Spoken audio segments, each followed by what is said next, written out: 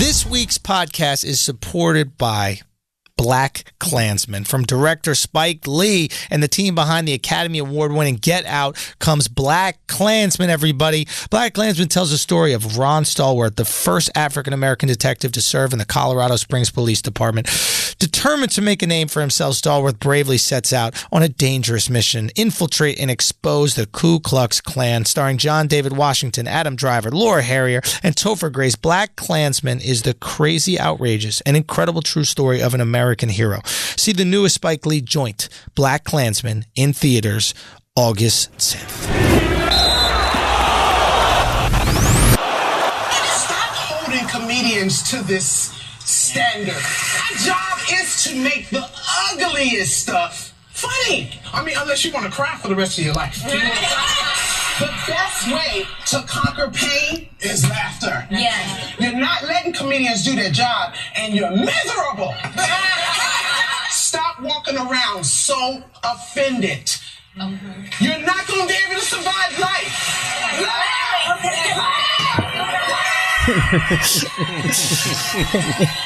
Yes, bitch!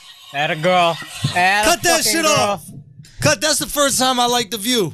That's the first time I listen and like The View. This is Andrew Schulz. I'm here at Akaash saying we're going to be joined shortly by Jones, Alexx. Alex is in the room right now. We had to give you another episode of Flagrant 2. We had to give you another episode of Flagrant 2 because I couldn't leave you. I couldn't leave you without something on Thursdays. You know, rumor has it we're not going to have a Brilliant Idiots this week, so I had to give you something saucy to come through on Thursdays. I know we gave you something wild last Tuesday.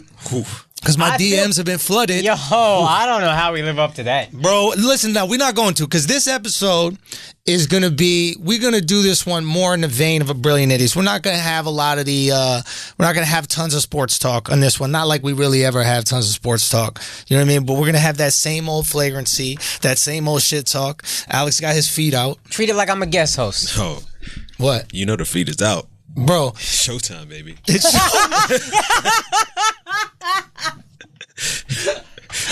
Yo, Alex, Akaash gets nervous when he does Brilliant Idiots. Tell him it's not Brilliant Idiots. This is Flagrant 2. This is Flagrant. No, I know. I'm good with I know you brought out your Flagrant 2 shirt. I know. Akaash really got 3 shirts. Yo, I did not want to wear this on camera. I don't want to know I did not want to wear this on camera. Like, this is his mojito. I knew. Yeah, he wore the mojito. I knew. I knew. I was like, I worn this on the podcast before. Son, Andrew got an IG story with it. Let me tell you something, bro. I didn't know I was coming in until the whole day. Yesterday, I told you. I had shit all day. I'm actually exhausted. I had a bunch of not making money today. Yo, that shit was like a lot of not making money. Let me tell you something. A lot of hoping to make money. Nobody give a fuck. I ain't been home. Nobody give a fuck about your struggles. I ain't been home since 9 a.m. Not making money out this bitch for 12 hours. Look how proud this motherfucker is. You got people driving a truck right now in the same shirt as Akaash, working 14-hour days. I don't give a fuck. Oh, now you don't give a fuck. Fuck them. This is about my struggle. Let me talk my struggle. Yeah, I ain't got no fucking struggle, son. You don't gotta look at that shirt the whole episode. I wish y'all saw what kind of shirt that he's wearing, bro. Someone peeled lettuce and put it on a black shirt. That's what it looked like. Son, that wasn't even strong. Son, that wasn't strong? That wasn't strong. That wasn't even strong. We gotta go harder? Okay, you gotta go harder. Go harder. Go harder. Let me give you some good harder. shit. Okay. Rev up the engine. All right, ready? Your shirt looked like a fat bitch's first diet meal. That's funny. Come on, yo. It was just too much buildup. All right, let me give it again. Let me go again. You'll get one. I know Just I'm gonna get going. one. All right. I'm gonna drink water too, so if it's funny, I'll have to spit. You'll have to spit. That's a lot of pressure. It's a wilding out game. Yeah, damn, man. You didn't have to make it unfunny. Oh, you saw that? You didn't even know where that was coming from. You didn't know where that was going from. I'll defend wilding out to death. Okay. I fucked with wilding out. Shouts to my guys. Shout to Chico and Carlos. I fuck with them. All right. So, let me look at your shirt and just give you one. All right, ready? All right, this was fire, bro. All right, you ready? Ready. Yo, your shirt is gay. You ain't heard that one. You ain't heard that one in a long time. That's a classic, That's dog. a throwback. That's a classic. Remember that one? That's a classic. Yo, that shit would kill. Yo, you can have a specific ass diss, but nothing work like that. Can we talk about the last episode real quick? My cousin, shouts to Amit. I forgot. We got so flagrant toward the end. I forgot how crazy the beginning was. Son, the beginning was wild. The ass eating? I don't remember. I don't think we talked about that. I think we talked about abortions, and Alex is gay and Puerto Rican, and it's the same thing. Oh yeah. No, but that was a different part. But we did talk about Alex's scoops. So he texted me. He was like, "Yo, this is the wildest episode ever." What? He said, "Yo, we got a King in the room right now. Yo, King. Did you know how many abortions Alex had? Yo, chill. The fuck out of here with that. You know the number, dog? Son, this motherfucker putting up championships, son. This motherfucker putting up championships, bro. Yo, you know we gotta get a picture of Alex. You know that Wilt Chamberlain picture? We got 100 points. We gotta get that picture with the number of abortions you had on a sheet of paper. Son, it will be the greatest moment in Puerto Rican history. Son, no, they had the kid. They had the kid. Man. I know, that's why it'd be a great moment. Finally, flipping the stereotype. This is the first, bro. People, they are comedians. Bro. Comedians. That's how you know Alex fucks white bitches, is they get abortions.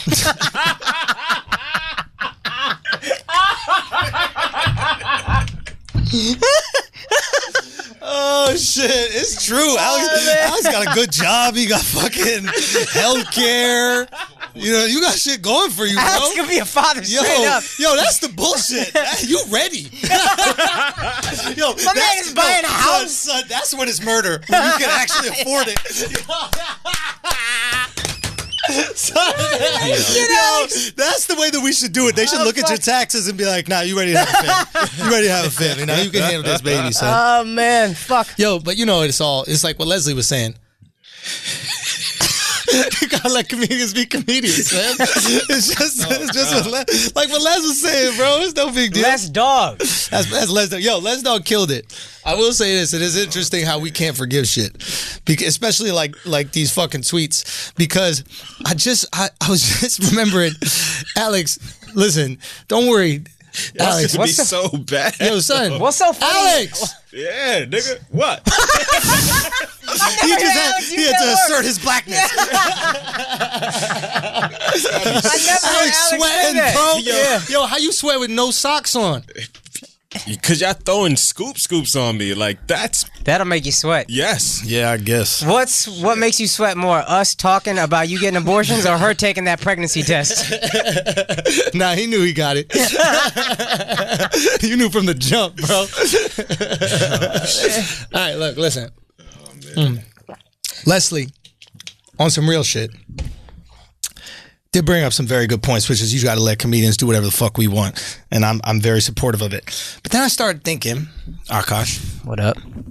I started thinking about these people out here that are criticizing us for tweets from 10 years ago. Right. But at the same time, they're like, you know what? If you have a nonviolent drug offense and you're in prison, you should be able to come out of prison. If you, matter of fact, have had some past felonies, we should forgive you and let you go on with your life. Yeah, you shouldn't have to tell employers that you are a felon, right? That's a good point. Where's the consistency? Because it seems as if you're about forgiving the past and past mistakes. Oh, you're a kid that got in trouble when he was 16? We wipe that off your record. Yep. Right? That's easy. We're done. But now all of a sudden, when a comedian or somebody makes a joke, it's a very serious situation. It's a very serious situation. Like we were talking about the James Gunn guy on Flagrant 2 this week, the Guardians of the Galaxy guy. And I've been thinking a lot about that shit because the whole what's it called? The whole team, the whole squad, everybody in the movie wrote an article, wrote a letter. I like that. Exactly. I respect that. Now, Loyalty.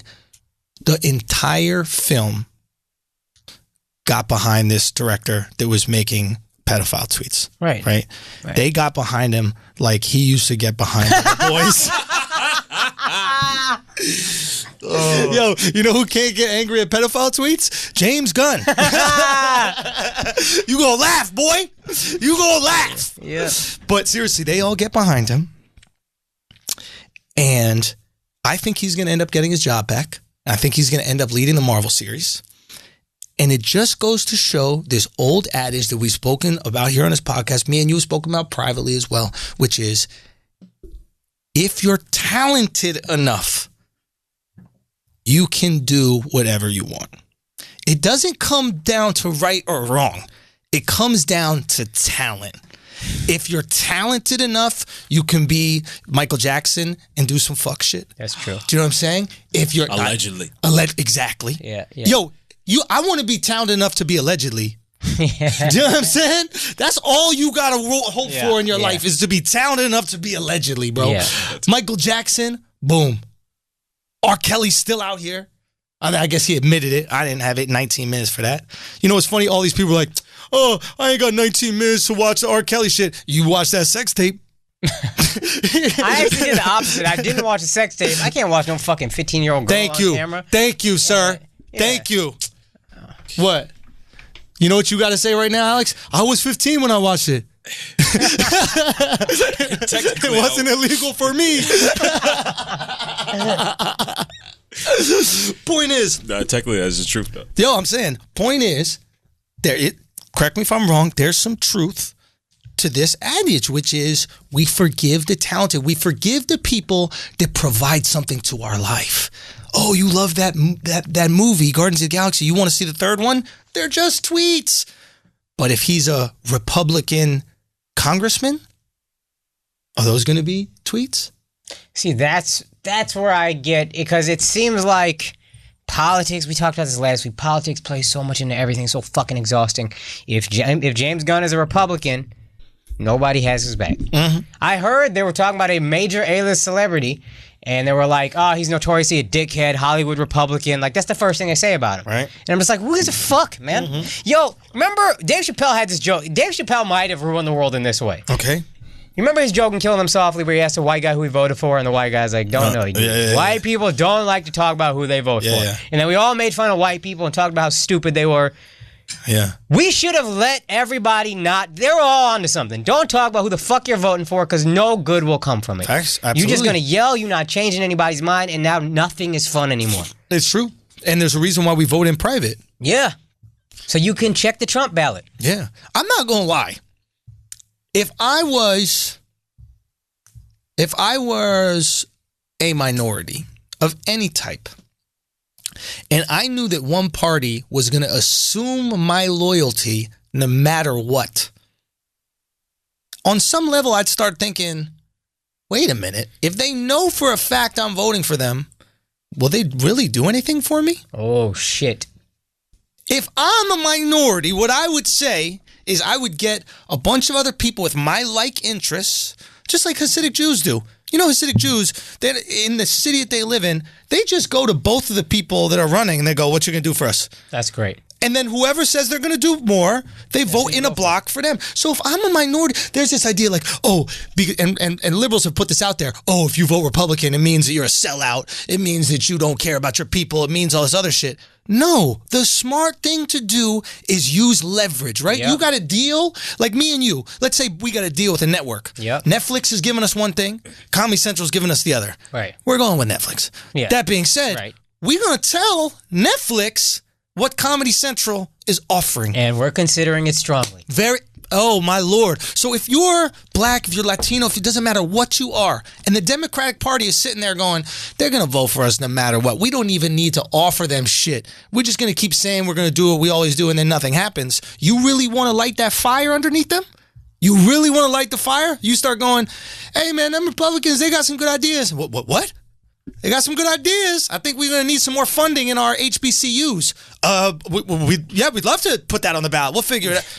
You think that's why white feminism matters? Because they all voted for Trump in private?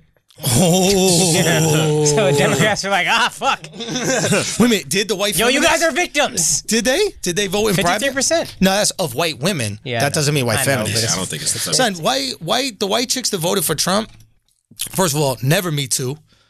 Yo. Never. That's Me Too, please. They honestly, I speak to some of these chicks when I go to like the South and I go to do these shows and shit, and they're like, oh, that's just ridiculous. Oh, that's crazy. Why you gotta worry about that? Stop thinking about all that, this, that, the other. These girls just want to get famous, all this kind of shit. I'm like, now, I'm thinking about this in terms of future possibilities, right? How do you get the most out of a situation? leverage what you have. Right. You have literally zero leverage when you say you would never vote for the other side. Right. They're literally saying it publicly. People go publicly. They go, I would never vote for them. Right. Nothing's going to happen to you. Yeah. Like, think about it as and a... also, think then about that this. side will stop trying to get your vote. I don't give a fine. Never? All right, fuck it. Of course. Think about the motherfuckers that, what is it, like a dude that always cheats on his wife and she never leaves. Right. Guess who's not going to stop cheating? Oh, it's true. Do you know what I mean? Like, you got no reason to stop. Yeah. You got no reason to stop. You're onto a good point because that's why the only states that really matter are the swing states. Hey, They pander the shit to the swing states. Hey, Al, did you notice that all of a sudden they just built some big factory with 30,000 employees in Wisconsin right after the election? Did you notice that happened? Oh, did you notice that Ohio... You think Hillary's actually going to visit that factory? Oh, did she not go to Wisconsin? Bitch just didn't go. I don't want to talk too much politics, but bitch just didn't go to Wisconsin. But we're not talking about politics. Yeah. Who gives a fuck about Hillary? So she lost. Why are we even talking about her? The point is, I still want to see what she looked like without that kimono. Yo, real talk? You want to know what Hillary wears underneath that shit? Akaash's shirt. I still got it, baby. I still got it. I still got it. You wear Clinton pajamas. That's what you're wearing right now. You know what would be dope? What? If she had a body under there. Yo, back in the day, she had the sweater puppies. I know. That's what I'm saying. She might still have a body. Oh, she getting fat transfers? Why you think Bill's so skinny? Why you think he stay having heart attacks? She's like, I'm gonna need some more ass, Bill. Anyway, look, you got situation, Wisconsin getting a factory. All of a sudden, all these Midwest spots, they're open for a new Amazon headquarters. Right? Yeah. Oh, this is weird that Amazon is thinking about potentially putting it in a swing state. I wonder why. Right. Because exactly what you're saying. Motherfuckers will be swung. Mm-hmm. They are the smartest people on the planet, those people in the swing states. The fact that they have no loyalty to one party. Anybody that is loyal to one party till death is an idiot because all you care about is tribal loyalty and not the change that you need. You could literally be someone who has all Republican principles, right? And just say, well, I'm not voting for you unless you do these Republican principles. And you know what a Democrat will do? Do them. Mm-hmm. Bill Clinton ran on Republican shit. If you look back in the day, he ran on, what was it? Prison. I think it was sentencing and prison reform and like safety. You know what I mean? Yeah. He went to war. You know, like these are all conservative ideology that he's running on. He was the one who loosened up all the financial regulations. He was the one that started that. We blame Bush for the regulations, but they all started under Clinton. That's why the economy was humming. I have no facts to dispute. I'm just telling you. I'm saying, motherfuckers. Hey, look. All I'm saying is there's something to the leverage of willing to walk away. What does every self-help or dating guru ever tell you? They say, be willing to walk away. Your power is being willing to walk away. In any negotiation, be willing to walk away. Yep. And motherfuckers are sitting out here going, I would never walk away. Yeah. Well, you never gonna get anything. Yep. You're gonna get cheated on. You with a trifling ass party. It's something to it. So here's a question, Akaash. What's up? Since we're forgiving tweets. Yep. And we about keeping the same energy over here. Do we forgive Roseanne? Can I be honest with you? Please. I don't think she should have got fired in the first place. Whoa. Akaash, talk to me. How many people watch this bitch show? I don't know. 10 million a week. You know how fucking crazy that is numbers-wise? Mm-hmm. The only other shows doing that are CBS. Okay. CBS destroys the ratings, and nobody else is touching that. She's putting up fucking football numbers. She speaks to people. She's important to people. Right. If she has a tweet from who the fuck knows when. It was recent. Who gives a fuck? You pull her off the air. You know, he just pissed off 10 million people who were already upset. So, at the risk of hurting someone's feelings, you hurt and further upset 10 million people.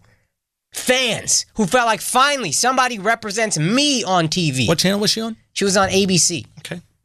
I don't think you fire somebody for tweets. Period.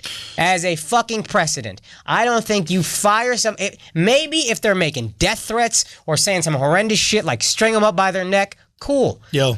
But if you... Nah, but Roseanne, it was wild racist, though. She said that she looks like what? Racist. Like monkey or some shit. No, like that. she looks like a combination of Planet of the Apes and the Muslim Brotherhood. Yeah.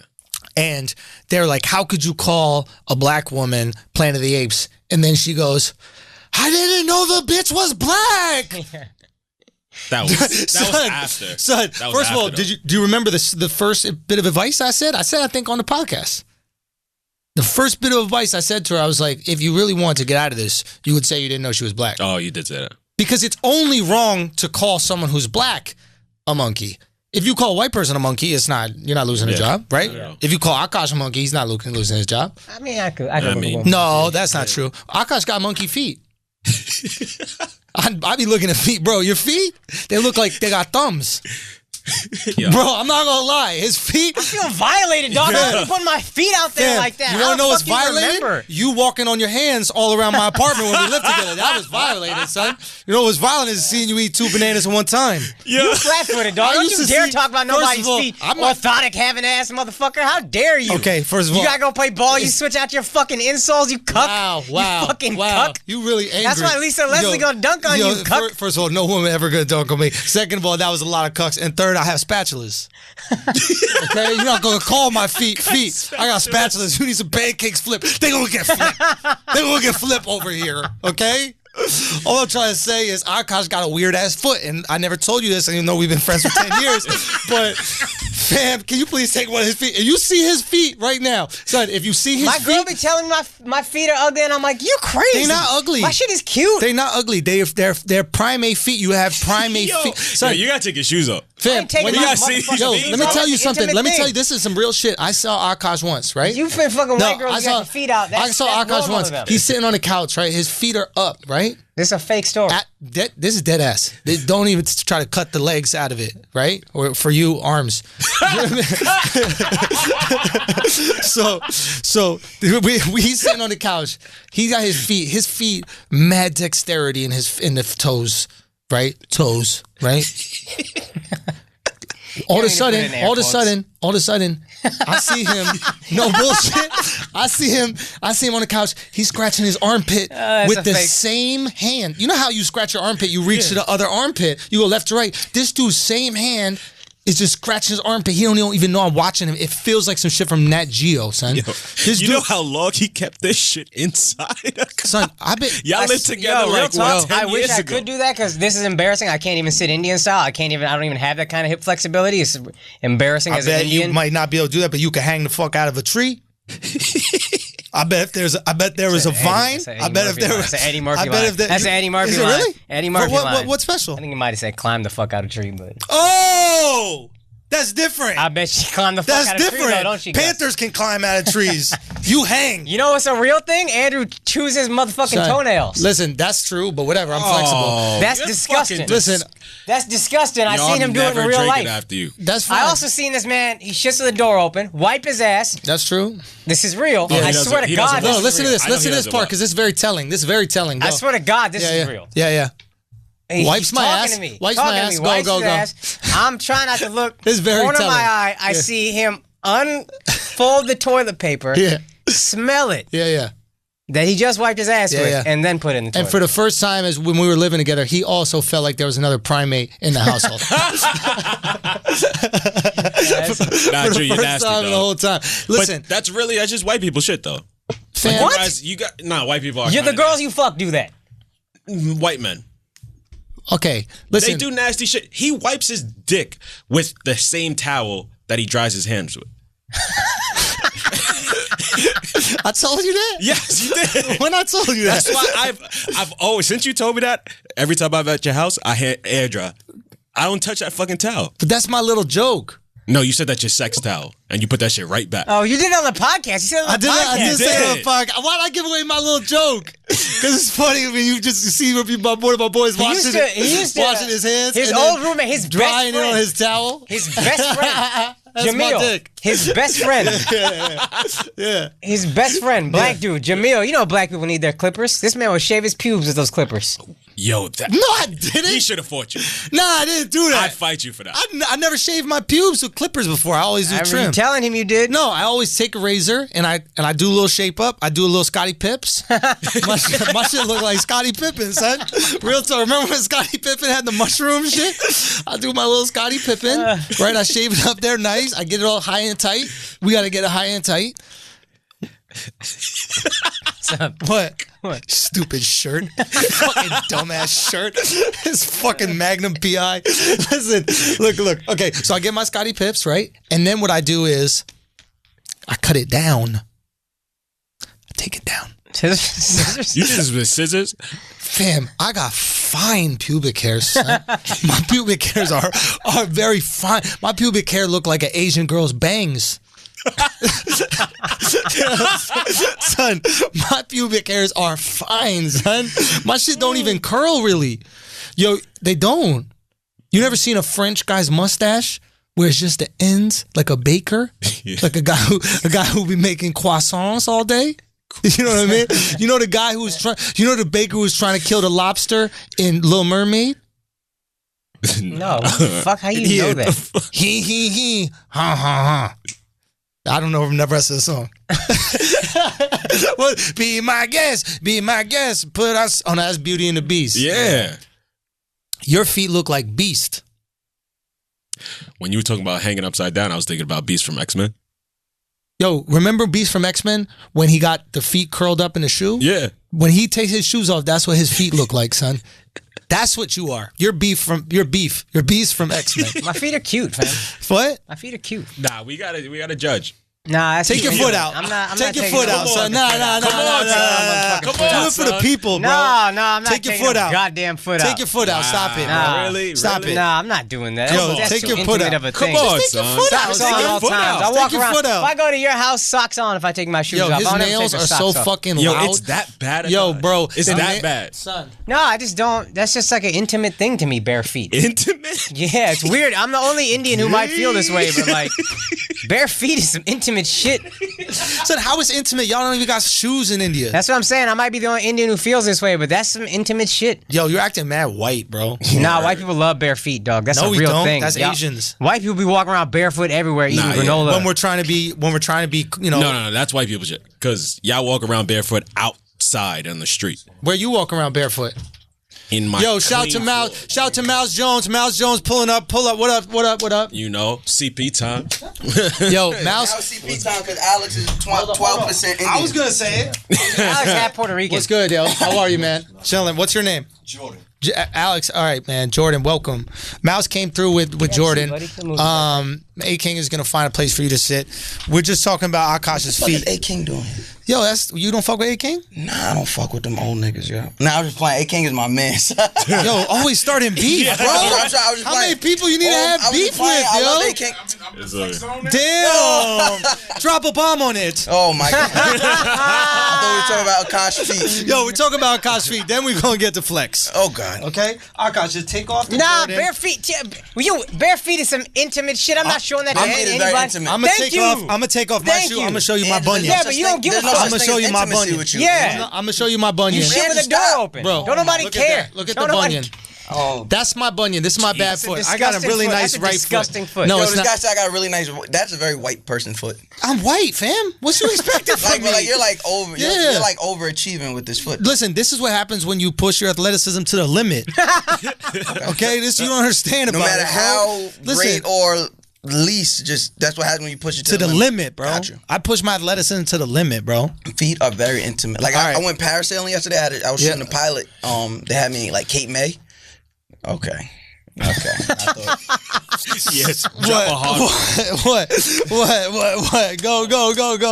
that's so crazy. Talk about it. You- Talk you- about it. you- Talk about it. You and Alex, y'all tag team? Oh, hell yeah. This motherfucker spends one white day, can't even come on time. Yo, that was the whitest day You of know my what I'm saying? life. Why don't you keep the white shit going up into the podcast? There's no way those white people were on time for anything. It was What are you too talking about? It was too relaxed out Why do you there. think we run the world? We show up. When y'all because y'all get to Yeah. control what time. That's how we colonize, bro. We showed up to the war first. We showed up to the war like, yo, war's at 9 o'clock. Y'all got there at 9:30. It was a wrap. Nah, we got there at 9:30. We would have seen the bullshit and would have left. So we was there too early. But no, I was parasailing for the first time, and like I'm on a boat. I'm the only. Jordan, my photographer, he was on the boat, and then everybody else is white. The PA, the shocking producer, whole camera team, the boat people, the people that own it, they're all white. So when they're like, "Yo, you want to take your shoes off?" I'm like, I gotta take the shoes off, huh? Yeah. And I was the only guy with the shoes off. I felt weird. And he was getting paid. Yeah, I didn't like that. You didn't like what? Taking your shoes off? No, I didn't. What do you do at the beach? I wear Tim's, duh. What do you do? I What do you do at a pool? I'm usually hosting pool parties, so my shoes are on. Do you go in the pool at all? Not in front of people. Really? No. Is there an intimacy thing with feet? Yeah, like my feet are thing. coming out, son. Guys, if anybody's listening right now, you don't know Mouse Jones. Mouse Jones is the voice of New York. Yep. Okay? You haven't lied yet. He's the voice of New York. Yep. Okay? And he's afraid to show his feet, and so is Akaash. Bunch of softies, both of you, man. So, It's embarrassing. You know what it is? I think people fear you more when they don't see your feet. That's a real fucking statement, though. That's a real fucking statement. You guys though. definitely have never been chased by somebody with no shoes on. That's frightening. I mean, a woman. Yeah, and did you run? It wasn't because her shoes were off, because she had a weapon. But she didn't even put her shoes on. They're women. Like their feet, they're made for war. Like are they? So why don't we send them? We do. Do we? Is that what the Army's looking for in the commercial with the guy with a fucking sword? Is it ever a chick? In 2018, it's women bro. too. No. We don't do that. Hashtag she too. Yeah, don't send the chicks to war. I don't think we should send them to war. I think they should go wherever they want to go. You want to send them to war? The white ones. Yo, hold on now. You going to Alex's Queens now? Hold on. Oh, we talking about... No. Oh, now you going to Alex's Queens. Alex hate black women. Alex does not fuck with black women. Mouse. Yo, that's what we doing? That's what we doing. That's what we doing. Alex, you like black women? I'm dating a black girl right now. Who? Weezy? Exclusively? Nah, get out of here. Listen, Don't put that on me. Yo, I'm coming at you. All right, let's go. There is nobody cockier than a black dude that's faithful to his black girlfriend. There's like 3 on the planet. But when you find one, you talk shit about everybody. I'm right? good. I'm ready. You don't fuck black bitches? Oh, you don't fuck Alex don't. That shit a weapon, Alex dog. is sitting in a room full of men. They gonna catch you, Mouse. Thank you. That's what I said. Alex didn't know he dated a black. Yeah, he definitely fucks white women. Kiss him right in the mouth. Where else you kiss them? You don't? You don't kiss white women? No, sir. Damn, bro. You missing out. No, I'm not. Oh, God. You never kiss a nice white woman on her mouth. You get a little bit of granola. Yo, you never tongue kiss a white girl. And a little trail mix comes out into your mouth in the kiss. Catch a little kale, get a little vitamins. A little tiny little shit of kale in between her teeth. Oh, my God. I think it would be like kissing like bologna. Really? That's what I would think. That being said, black girls' pussies look more like bologna. Well, if you think You get about that nice pink? You get that mixture? No, we would not like it. Well, you would only know about one. You would only know that one black girl. Right now. I know about many. No, I'm saying it right now. Technically, I love black women more than you because I fuck more than them. That's a lie. I'm just saying, I fuck more black women than you, so I must like them more. You first of all, let's be honest. I'm just saying, before we became friends. Are you about this life? Before we became friends. Are you about this life? Before we became friends, I was the fan first. That's right. So I've listened to the podcast since day one. Yep. So you know. You fuck blackish women. How black do you have to be black? You gotta be all black.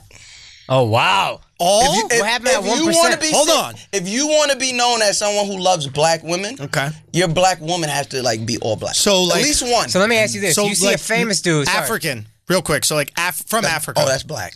But can you be black in America just like, how are you all black in America? Your mom's black and your dad's black. This is coming from the guy who's 20% Irish. Yeah, I've never done. First of all, we're putting that on you. Wow.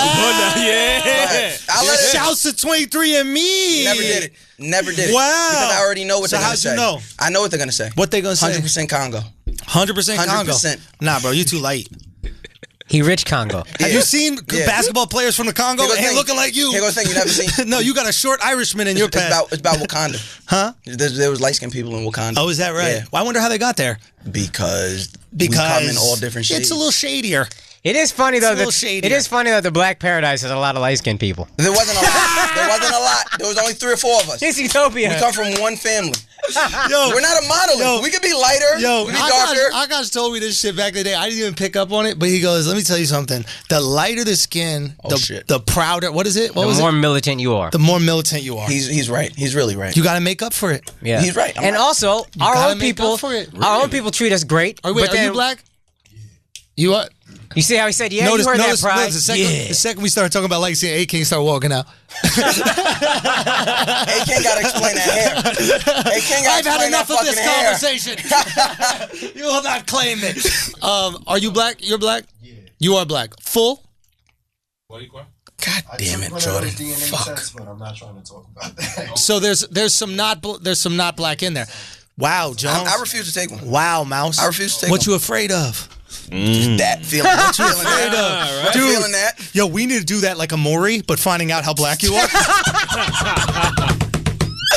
Bro, So I can run off the stage? Yo, we Yeah. get, and we I'm go, ass lying. yo, we go to like the black Israelites in Times Square talking mad shit. We be like, yo, shit. just spit on this thing right here. Give it back to him. 33% Scottish. Yo, those black Son. Israelites, son. I don't know about those guys. 2 of my roommates from college became those dudes. Really? Where'd you Yeah. go to college at? That's after living Tiny with your college fucking in feet. Texas. I can see why. I see that happening. Son, you got to see this guy's feet. No, I don't. Bro, They're not even that crazy. dude, Like, you got on a Your good pair of feet are sneakers. definitively worse. here's the thing. Is it wrong to say that, okay, I know you can't say people look like monkeys, right? Oh, shit. Well, you only cannot say black people look like monkeys. No. You chew your toes. I do. I have a lot of monkey-like qualities. I like smelling my poop and I like chewing my toenails. But now I You can't smell do your that. shit? Fam, you don't do that? No, I look at the paper Yo, towel. how about this? The paper towel, fam. I mean, What, you in paper towel, prison, whatever you son? call it. You wiping your ass? Toilet tissue. I do. Motherfucker wiping his ass with brawny. Quick and pick her up. Yo, so, all right, you ever do this? This might be a little flagrant, but you ever do this? You ever take it and then you get a wipe and then you mush it in the paper because you gotta see if there's any seeds. I do that. I do You that. not trying Especially to see like so I did this morning after I Yeah. took shit because I was eating like a shit ton of kettle corn popcorn yesterday. Right. So I was like, let me see. And then like How corny is this popcorn? That you trying to find out? It's cornier than Joe Budden's +1 podcast. We're gonna take shots. We got a lot to cover. We got a lot to cover today. I'm just saying. I've been looking recently. That's your shit. Not too much recently. I've been off bread, Mouse. Oh. I don't fuck with bread anymore. Yo, Andrew, how do you live? Son. Because like I don't every know. time I hear I don't something know. or talk to you, you're done eating something. Yo, no refined sugar. Mouse. His life is fascinating. Son, my life is fascinating, son. I'm bringing Alex I in, feel like bro. Andrew only has like 1 fork, 1 spoon. I don't know if you own utensils. Nah, I just found out my oven doesn't work. I bought this place a year ago, and this girl was at my. So you just found out? Son, this girl came over. First of all, we had to buy pans. What is it called? Pans. Aluminum pans? Pots and pans, right? You didn't have no pans in your house? I didn't know. What do you mean? And how you? I don't know. I don't boil. I mean, I'm not an adult. I'm not an adult either. Yeah. So, but like women make sure I have what I need. Yeah. I mean, look. Here's So the you've thing. been in this place for a year. Here's the No thing. woman cared enough. No, to... but you have to understand when you date black women like I do. You know what I mean? They always save you a Alex, plate. listen up. They always save you a plate. You know what I mean? Come So on, like, son. I never had to. You know what I'm saying? Alex ain't They always I can got look me at with a Alex plate, and tell bro. you ain't never got a plate. Alex, Yo. your last girl. We're gonna. Yeah. I'm gonna prove this to you. Watch Yeah, this. yeah. Alex, your last girlfriend. She ever saved you a plate? She's all the time. Okay. How did she give you the plate? Like, how did she bring you the plate? Wrapped in aluminum foil. Yeah, that's not black. Black people put another plate on top of the other plate. Yup. It's 2 plates, bro. Yeah. Where's the aluminum foil coming from? Like you gotta, you're leaving the cookout. Nobody can find aluminum foil. son, first of Take that all, plate and put it over the other you plate. crazy like this. That's why you crazy out. Look, hell, that's why you crazy, bro. Y'all didn't know? Y'all didn't know about the double plate, bro? First of all, nah, for real. That's where the double cup come from. It comes from the double plate. And honestly, one of the things that LeBron James got in his new school is Double plate, they got the double plate, double plate. double They got plate. 2 sets of plates for every and kid how to go there. actively avoid eye contact with white women. That's it. You out. man. You got the double plate and you out, and a little something's coming out the side. The peas Alex, you start gotta falling start out the loving side. black women, boy. Yo, I'm I telling love you, black man. women, man. Listen, That is crazy that you refuse to. yo. So who was the last white girl you fucked? None. Never in your life. In my dreams, I fucked Topanga. and Trish Stratus. Those are the only two white women I ever found. Oh, Topanga from Boy Meets World. Boy Meets World. Yeah. Corey's boo. She's fire, son. Yeah, she's hot. And Trish Stratus. She does have a black name. Maybe that's So does Trish Stratus, to be honest. There's 2 video hoe names if I ever heard of. Yeah, Trish Stratus was definitely imagine if people listening and never seen Boy Meets World. The only white girl I wanted to fuck was Topanga. Topanga Jenkins. Topanga sound like the bitch who got beat up by Sharkeisha. It was Topanga versus Sharkeisha. Something's wrong with y'all. The greatest celebrity death match Listen, in history. Topanga was fire, but Topanga was also built like a black woman. So I didn't like growing up, like those first couple seasons when they were kids. Yeah, she was not attractive. Yeah, no. It was not until they hit motherfucking puberty and she got those fucking hips. Yeah. Oh my god, I didn't know how to. You like all the hips? I like a woman who fills out. Yeah. I'd like a woman. But can you handle that, bro? No, to be honest with you, I can't. I can't. You can't handle that. I like. You got to get yourself a nice. I like petite women. Danish chick. What? A nice Danish chick. Like a strudel. Like the pastries. Yeah, no, not like the pastries. Like the country, Denmark. Get yourself a nice Danish chick. No, you don't want that. You won't even try it. They're not like white women have not been attractive to me. You don't find them attractive. Like I've never seen one in real life and I'm like, oh my god. You know that's physically impossible. No. You're describing something that's physically impossible. How? Do you like light skin black chicks? Yeah. What about a very tan white chick? They're still white. They How still would have you know? very sharp features. They still have very. What if it's a soft featured? What if it's racially ambiguous? Oh, I fuck with racially ambiguous. That's still black. Jordan, you see how I get him there? You see how I get him there? How did Jordan? you get me when I just see how I get him there, you bro? See that, right? Andrew the spin god. Hey, all I'm saying is if you down to have a little bit, you know what it is, bro? Oh, I will fuck a half and half. Wait, hold on. I thought you're not black unless you full black. No, I said you can't say that you run the. You see how Alex doing that sound? Yeah, you know he hadn't fucked no black chicks. I know. Because that shit had no rhythm. That shit sound like... he hums on the 1 and the 3.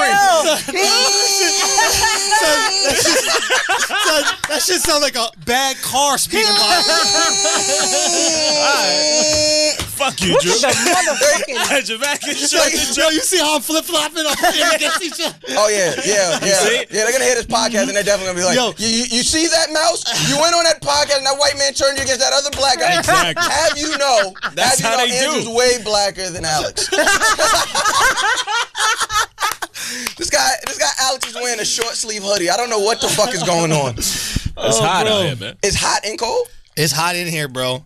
Yeah. So why It was wear a short raining. sleeve hoodie? Oh my raining. God. All right, let's just stop for a second.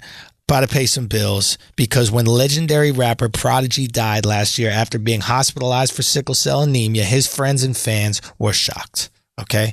Now, a new podcast called The Realness from WNYC Studios takes you inside Prodigy's life and music. Using never before heard audio tape, The Realness will introduce you to the person behind the rhymes that hid years of excruciating pain. Along the way, The Realness will talk with Queens-based doctor who treated Prodigy and brought sickle cell out of the shadows, the rap legend who knew him, and the activists who wonder if Prodigy may have died needlessly. The Realness is a podcast that goes behind Prodigy's music to reveal his lifelong struggle against his own body and how that struggle informed his lyrics and fueled his success. So make sure you listen and subscribe to The Realness wherever you get your podcasts and learn more at therealness.org. That's therealness.org. Okay, here's a question, Alex. We're going to test everybody's black woman knowledge in the room, okay? I'm going to. Oh, fuck. Okay, listen, obviously I'm going to win. Okay. It's hot outside. Yep. Okay? Mm-hmm. Black woman has had her cornrows in for 6 days. Okay. Okay? Getting a little bit itchy. Mm-hmm. This is the stupidest shit we've ever done. I like this. How does she ease that itch? Alex, you start. She goes with the tap. Ooh, the tap, he got it. Oh, damn, I wanted him to show it. I didn't know if he knew it. That was a good guess. Got it, that was a good guess. He fucking got it. He's watching. That was good. He's watching Uncut. He watched it. Yeah. Yo, y'all fall for who you want. Alex don't really fuck with black women. I promise I'm telling you. Alex fuck with black The women. girl I'm dating right now is black. Let me ask Because you no a one question. has ever seen this woman. This is how you could tell if you've been with a black girl. Okay. Can I say this though? Yes. Alex very suddenly in the last 2 weeks is talking about how he loves black women and the girl he's dating. So the girl you just started fucking is black. Before that, Is that your girlfriend or you just fucking her? before that. We dating. They date. Just let them date. Okay. All right. Let's. So it's not your girlfriend. Yo, Mouse. So you won't. So let me understand why. I just want to know why you won't commit. son. I just want to know why you can't commit to a black woman, my brother. Why you doing that to me? What happened to the girl you was just dating, though? That was a black woman. Yeah, where And she we at no now? longer date. What happened to her? But happened? before her, I was What also happened? dating a black woman. Before her, I was also dating a black but I woman. mean- Like I have a long list. I have a 29-year list. me ask you of this. black Oh, so women. you have a history of leaving black women. Shots are fired. Fuck. Do you know what I mean? Whoa. I that was have no crazy. problem leveling up to a better black woman. Wow. Shit. Damn. Damn, return Hold on. There's no such thing as a better black woman. Exactly. That's a lie. Okay, they're all great. Yeah, no, they're all good. Ooh. They're all good. Let me ask you: have a black woman ever been getting head? Her giving you head. Yeah. And her, what's it called? Start to itch, and you pat it for her. Absolutely. Oh, yeah. Absolutely. You have I'm a great man. That's love. You know, you Yeah. gotta apply. You actually gotta apply that oil. You gotta apply the oil to the scalp if you really love her. Fingertips. Yeah. When I had Don't, corn, Alex, don't get in here. Yeah, don't try to tell me. Yes, The yeah. fingertips. First What of all, else you what gonna else you apply gonna it use to with? apply Yeah, it? The fingertips. Okay. What the fuck else you gonna apply it with? first of all, Yo. You no, see? technically you You could see. use Akash's feet. This motherfucker got They are- primate feet. You know, Akaash with his girl just petting her fucking head. Oh my God. Braiding her hair with his toes. So you gotta see Akash's big toe. First of all, Akash's big toe. You know how big toes are supposed to be at the end of the foot? His shit come out the side. How long were you exposed to Akash's We lived feet? together. I've seen this guy. If I saw him walking around barefoot, I'd go in my room. I'd just go take a nap. hilarious. Because I could. Bro, it was one of those things. It was Why? one of those. I don't think I used to tell you when you ask me, yo, you think these sneakers are hot? I'd be like, yeah. Just fucking anything, As long as you please. keep 'em on. Look, yo, Tie put them them shits up. on. Son, you gotta work those in. I would say that. You gotta work them in. Oh, You gotta fuck. get them in. Get them walking. Oh my God. I don't think I've ever seen a guy, and I've never seen a guy's feet. Yeah, now that I'm like- thinking about it. He got feet right there. Well, I'm Alex got some seeing this beautiful because feet. now you pointed it out, and I'm like, what the fuck is wrong Adorable, with him? adorable feet. I don't. It's hot in here, man. Come on, stop it. Yo, Yeah, it's hot. Let me take my shoes off. Shut the fuck up, Bro, you know what I heard? Who ventilates from the bottom? Listen, no real talk. It's the You take extremity. your feet off. That shit. You take Yeah. your socks off. Your Come foot. That's a on, nice extremities. thing. Come on, why you think Akash's people always in sandals? Oh my, they know. I didn't think They've been used I to just the thought they heat. were tired of seeing the sneakers. We also can't afford the sneakers. Yo, So hey, you smart, son. Nah, you smart. That's a good one. All right, you know what I heard is actually great for your feet? Lugz. Yo, I heard Lugz boots are the best boots for your sneakers. Is that true, Mouse? And why you going that flex? No, What happened, Lugz, Mouse? Lugz are terrible for the culture. No one should have ever tried to sell us Lugz, let alone the cultural DJ and the voice of New York back then. But Amy said back then. So he was the old voice in New York. Funk Flex. I think by default. No, I ain't gonna say that. I'm not gonna bullshit. Like, yeah, like Flex. Growing up, I used to sit in front of the radio waiting for Flex to come on. I used to listen to Battle of the Beats. I used to listen whenever Flex was on, dropping bombs on records. I was there listening. So, like growing up, Flex was a staple in the city. And then like I had cousins that's older I than had me. a Flex album. Like he was one of his albums. There was a time where Yeah, there DJs was were a putting out Jadakiss albums song and on it was hot. Yeah, Flex had some albums. Yo, give me my ass cap or get your ass cap. I remember that Jadakiss line forever. Really? It was on a Funk Flex CD. Yeah. Jadakiss been dropping immaculate verses He's for the 20 best. plus He's years. so Okay, great. so you are at a party. Let's put this together. Yeah, Where's this party? this party is at the Well in Brooklyn. The Well in Brooklyn. Okay, paint the picture for What us. part of Brooklyn? That's on Messer Road. What's that? Williamsburg. Okay. It's in Williamsburg. So we're there. I get So there Alex early. might have been there with a white girl Caucasian nearby. event. He might have. That is a nice little gentrified dwelling place. Yes, it So he is. might have pulled up, but once he seen Right. all the ethnic activities, he was out. What Alex told me is he was purchasing a nice artisanal cheese. And a fort. I didn't know what arugula. I didn't know what to go arugula was with. until I met Alex. Arugula? I didn't know what it was until I met Alex. That's Topanga's sister? It's a plant. It's a plant? Alex put me Call it on. a plant. Yo, son. Yo, Mouse got the hood card back. He goes, I didn't know what arugula was on the alley. Like, oh, what's arugula? He goes, that's a plant. He didn't even call that shit salad, B. I didn't even notice. I mean, technically it is a plant. But I never all that referred to shit plant. salad I'm as not a gonna hold plant. you. I always call that shit plant. I didn't even notice because it does look mad planty. It looks It just don't like even a look like plant, it should be in the salad. No. All right, but let's not get distracted. Yeah. So yeah, it's this past Sunday. I'm at Lugz Fest. I already told the guys because we never had a personal run-in, just like little Twitter shit You back and and forth. Funk Me and Flex. Flex. Like what kind of back and forth? Just like he would do some corn shit and I would call it out and he'd feel the need to retweet or respond to it as old men do on Twitter.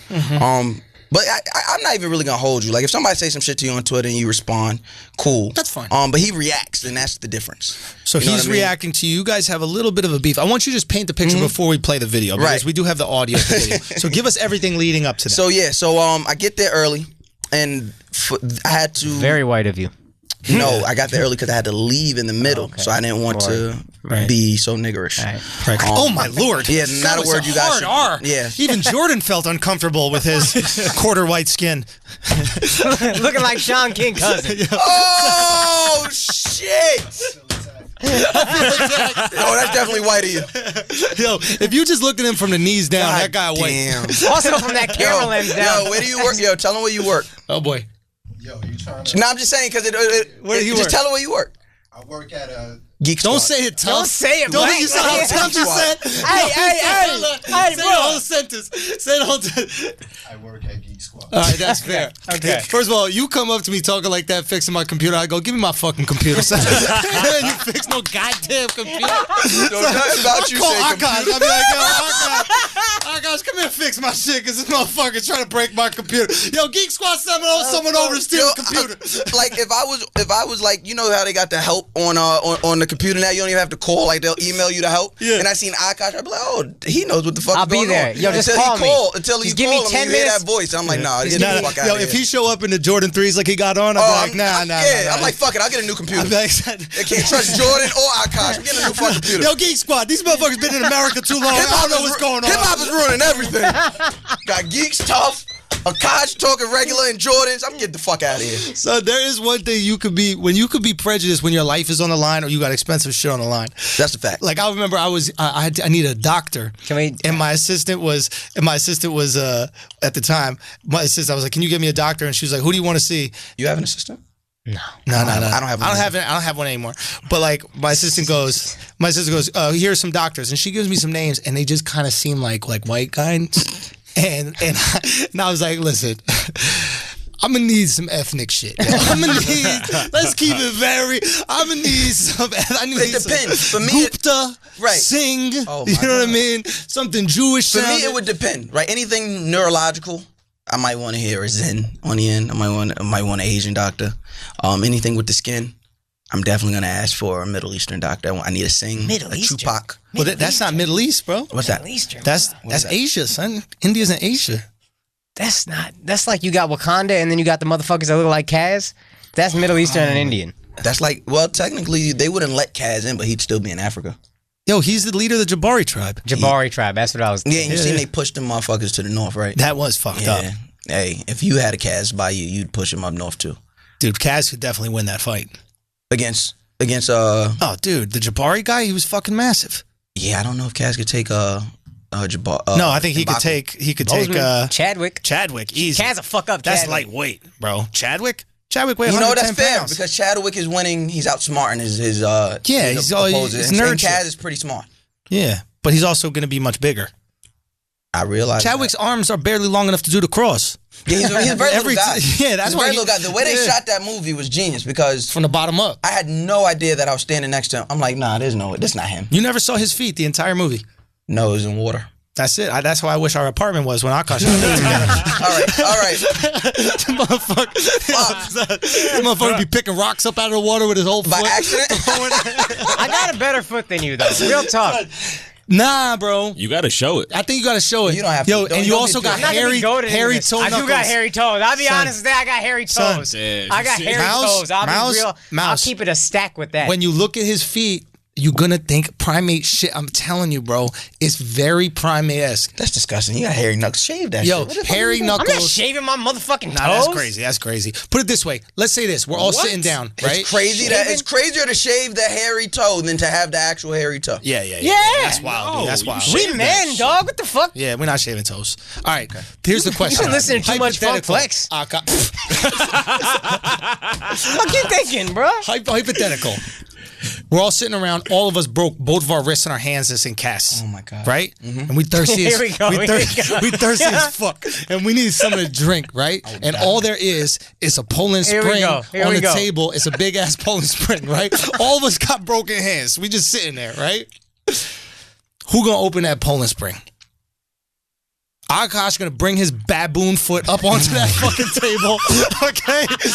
And he gonna crack that fucking bottle open in a heartbeat so we can get him some drink, so he stop being thirsty. Now back to Flex. Oh my god! You at the party? So I'm at the party. Like I said, I had an interview. I had to do an interview. Mm-hmm. So I left. And I went to Manhattan to do the interview. So then I'm trying to avoid having to ever be there while Flex there, because I know for a fact this is not gonna turn out good. Because I'm the host, so I have to be on stage, and I already know the type How can you leave early if you're the host? Because there's three of us. Okay. So it was me, Funny Julius, and Alexa Layton. And so when I leave, I text. I'm sitting around waiting for the guy to show up. We do the interview. Then I bullshit with the crew for probably another 20, 30 minutes. Then I finally get in a car, so if I get over there, and I'm like, I text Julius. I'm like, yo, who DJ so far? He runs out the names. I'm like, all right, I bet I still got like another 20 minutes before I'm there. He'll be done. As soon as I get out the car, the Corvette pulls up. I'm like, are you fucking kidding me? So I'm like, all right, whatever. I'm not going by the stage. Yeah, he's go on. He had a Corvette. So I go in and I stay away from the stage. I'm like, if I go up there, this is not gonna turn out good.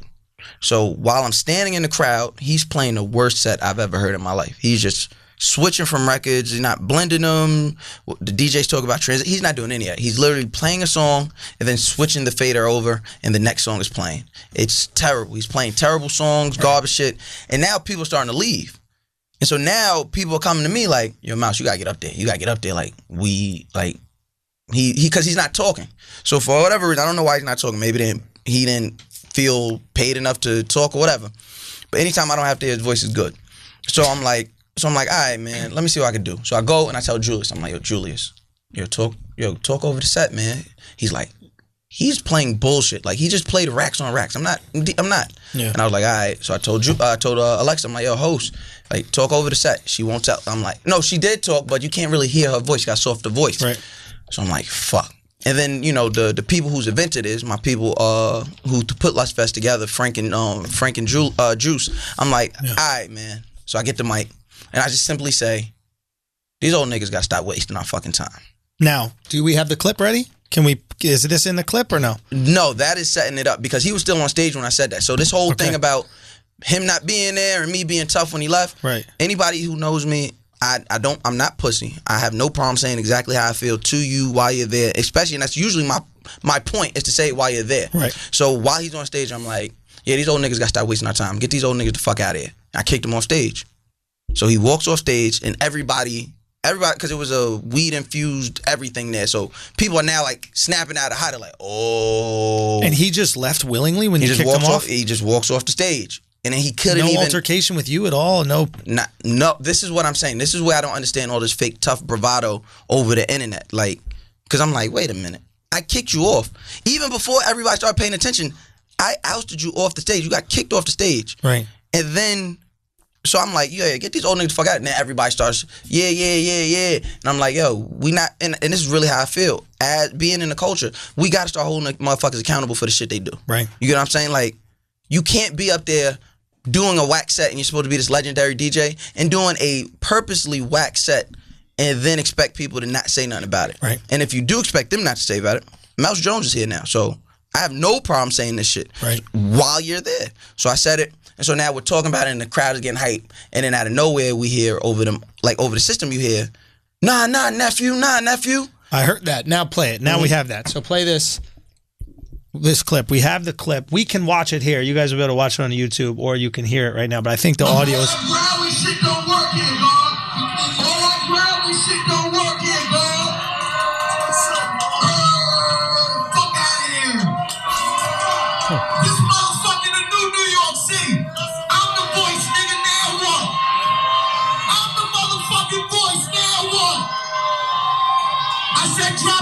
it. Cause we not paying these old niggas no mind. Go DJ motherfucking boat party, nigga.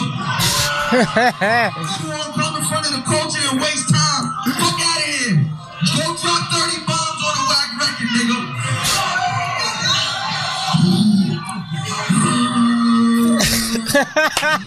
Somebody better take that dog to the motherfucking pound. Oh, you got jokes, nephew? I'm not your nephew, dude. Be clear, New York City, now you about to get it. You're talking to real New York. You're not talking to Jersey, New York. You talking about niggas that's outside the streets every day. I'm talking to trust niggas. You talking to niggas that's outside every day, nigga. I'm talking to the snap. You ain't talking to nobody. I'm talking to the snap thing every day. And you better talk to Emmis. You better talk to Emmis because we know the truth. You better talk to Emmis. We know the truth, nigga. Do your job and let me do mine. Now I said if you really from New York City, let me hear you say yeah. I said if you motherfucking tired of niggas getting on that radio wasting your time, let me hear you say yeah. Motherfucker gonna play Racks on Racks in 2018. The fuck is that? Nigga got a bag and lost his mind. Nigga, you try to, hey. All right.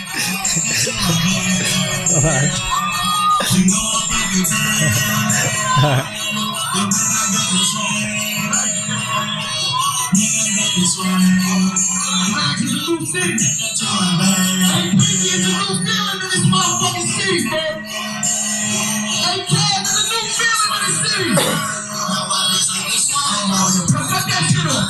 All right, cut. I'm from New York. Oh, wait a minute. You said, okay. I wanted to keep it playing until you told him to say cut that off. Yeah, because that goes to show you that, like, on like a bigger point, right? That goes to show you how great of a job he's not doing, right? Because no matter what, that DJ should have known after that. Yeah. You play some New York shit. You should have played Computers. The fucking roof would have exploded. Right. Like, I don't know that song, but yeah. Who wrote that one? Joe Bobby Budden? Shmurda. Oh, Bobby Shmurda. Rowdy Rebel. Oh, really? Yeah. Is that the one where he throws the hat in the sky? You looked at me like I would know that song. I looked at you like. You looked at me like this motherfucker, and I was like, "Huh? Computers? You want me to fix them again? Just give me 20 minutes to get my side toe into my Jordan, apparently, and I'll be there." Computers are very New York centric. Yo, I once saw him hit double tap on a space bar with his toe. Okay. I saw that shit in real life, bro. I saw that shit in real fucking life. That I could actually do. That's not hard. Double tap it was on a very space easy bar. with you, bro. I remember the computer went to sleep and you woke that bitch up with your toe. I could do that, though. That's Anyway, not hard. so, okay, back to this. So, there's a line in it where you say, you better talk to Ennis. Emmis. Mm-hmm. Yeah, that's what I was wondering about. Because we know the truth. Yeah, Emmis is the owners of Hot 97. Emmis is a radio conglomerate, right? Okay, and what is the truth? Flex not gonna make it past the second contract. This contract is the last one. Yeah, like they've been looking to move that, get rid of him. Yeah. Now they've already started this. My understanding was back in the day there was like a Flex umbrella, and everybody under the umbrella was protected. You know, like my guy Cypher Sounds was under that Flex umbrella because he came and he was completely protected. Yep. And the first chinks in the armor were when they removed that umbrella and they were basically like, Flex, you doing what you do. Yeah. So now you're saying after this contract, it's over. You think it could be over before that? I would like to see that, but I don't think so. I think they would have probably too much, because who would fill that? At least you got a few years now to at least find somebody who's going to have to fill that late night spot, and I think he does like Saturdays too. So you'd have to find somebody to fill that. Hopefully this shit puts some. I mean, they don't give a fuck. I don't know what. I know they're white people, and I know they have a lot of money and could really care less about Hot 97, how important it's been to hip hop kids like myself. Course, You're from the city. Every morning. I knew Hot 97. I grew up in Texas. You see what I'm saying? Like every morning, Starbuck Wild. So for it to be what it was, and for it to be a clown show where it's at now, I mean, it should say something to somebody. But so I mean. Yeah, I mean, radio's in a tough situation right now. That's what I was gonna I wouldn't say that, though. Like, I hear people say that. Terrestrial, and maybe terrestrial radio. Yeah, terrestrial. Sirius XM is murdering it. And probably, like, specific places. But I see Hot 97 being, at least for hip-hop radio, because that's what I follow. So here's the thing. Because BLS is outperforming them. BLS is the sister station. They play like older R&B music and because who's still listening to radio? Older folks. Yeah. And I think what happened with SiriusXM, and to be honest, this is what I said initially when they filed for bankruptcy and they were having trouble. I go, nobody's gonna buy that fucking box. I was like, if you just gave everybody the box, we'd realize we liked it, and then we'd keep paying. And now every car comes with a box, and all of a sudden you get used to a radio show in the morning, you get used to a radio show at night, you get used to like a joke channel or something like that, and you go, you know what, this is worth $8. Right. This is worth whatever.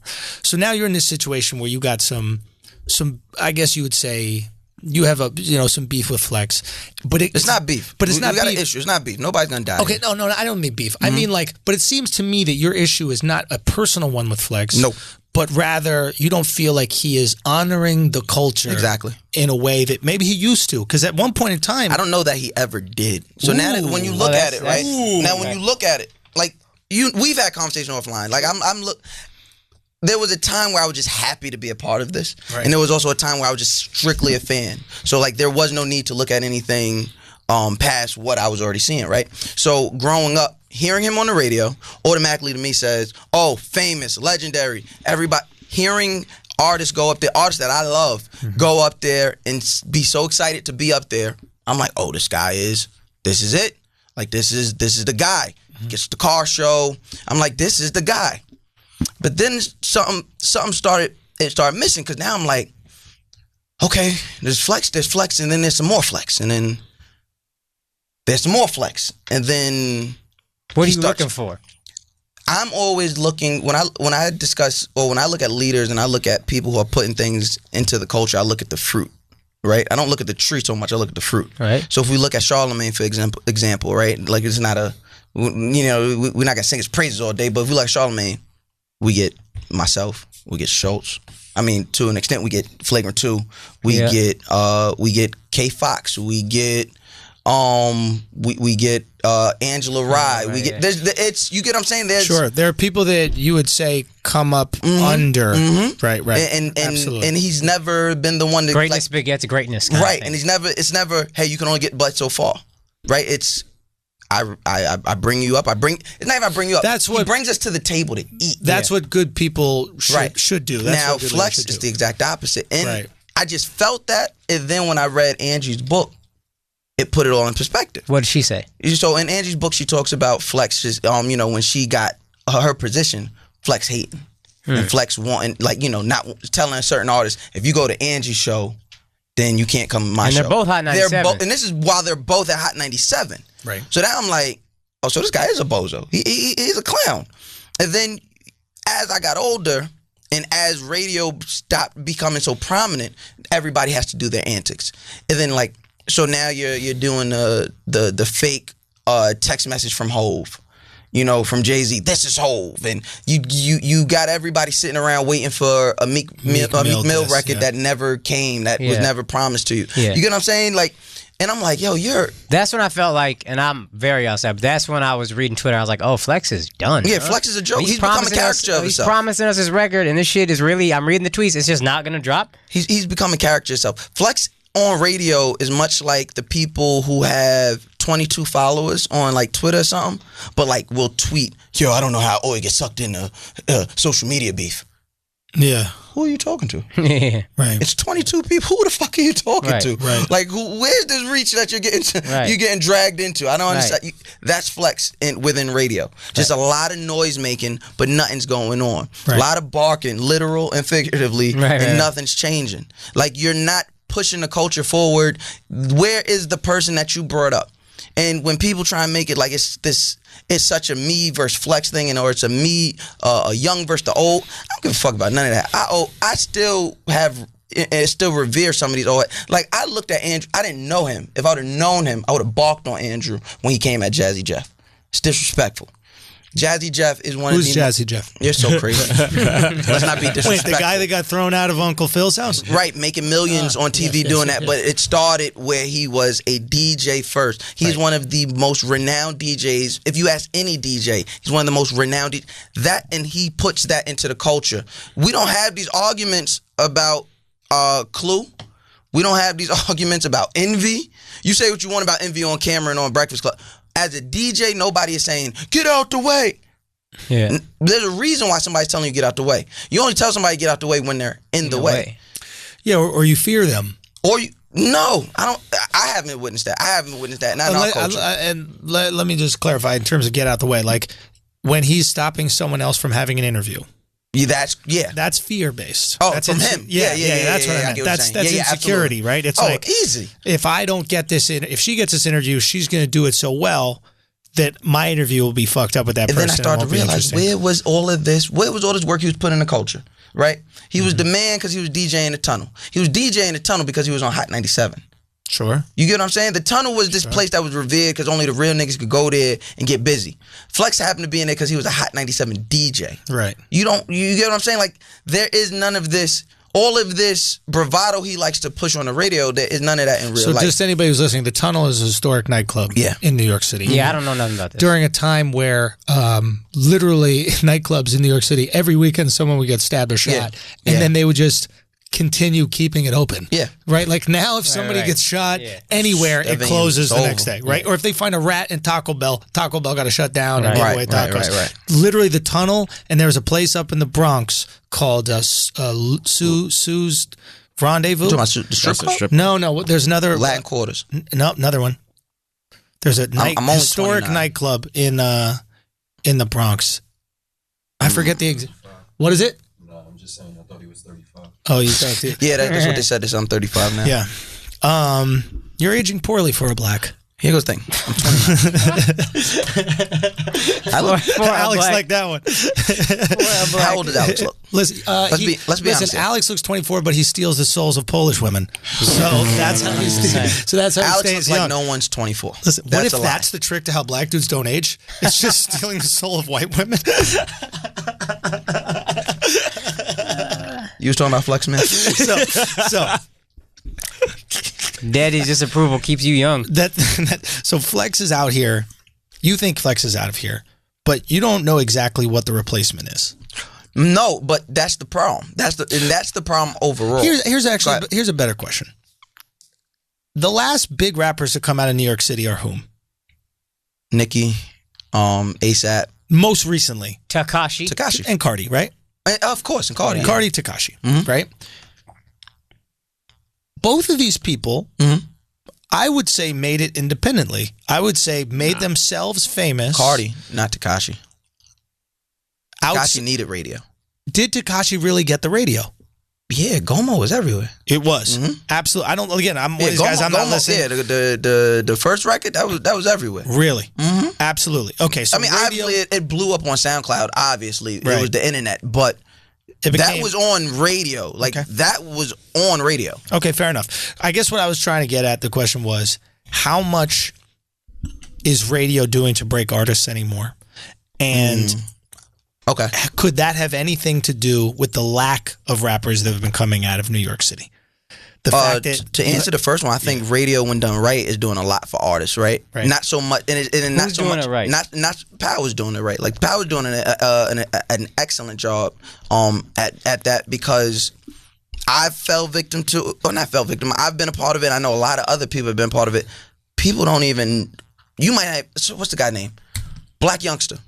Love him. Loved Black Youngster, but before his Breakfast Club interview, couldn't care. Oh, I was a huge couldn't fan. care. He's my favorite rapper whose music I don't listen to. I feel the exact same way. That's how I feel about Tekashi. I like some of Tekashi's shit, but I like him. I like Plies. Never heard a Plies song. Never? I mean, like, of course, but I'm not like bumping Plies. But anytime he puts something on Twitter or Instagram, it's great. Like Black Youngster's personality is. But like so 21 Savage would be the perfect person. I did not listen. I did not want to hear anything about it, and I knew a lot of his management, a lot of his people. Right. And I was just like, because I fuck with y'all, I'll retweet this support. Well, you know what I mean? But I obviously didn't need that. He had a great deal. But once I seen his Breakfast Club interview, I was like, oh, let me fuck with this guy. I like what he's talking about. Then I became a fan of the music. Right. So that's radio being done right. Right. It doesn't so much need to be play this record 30,000 times. So who's the last guy that Flex broke?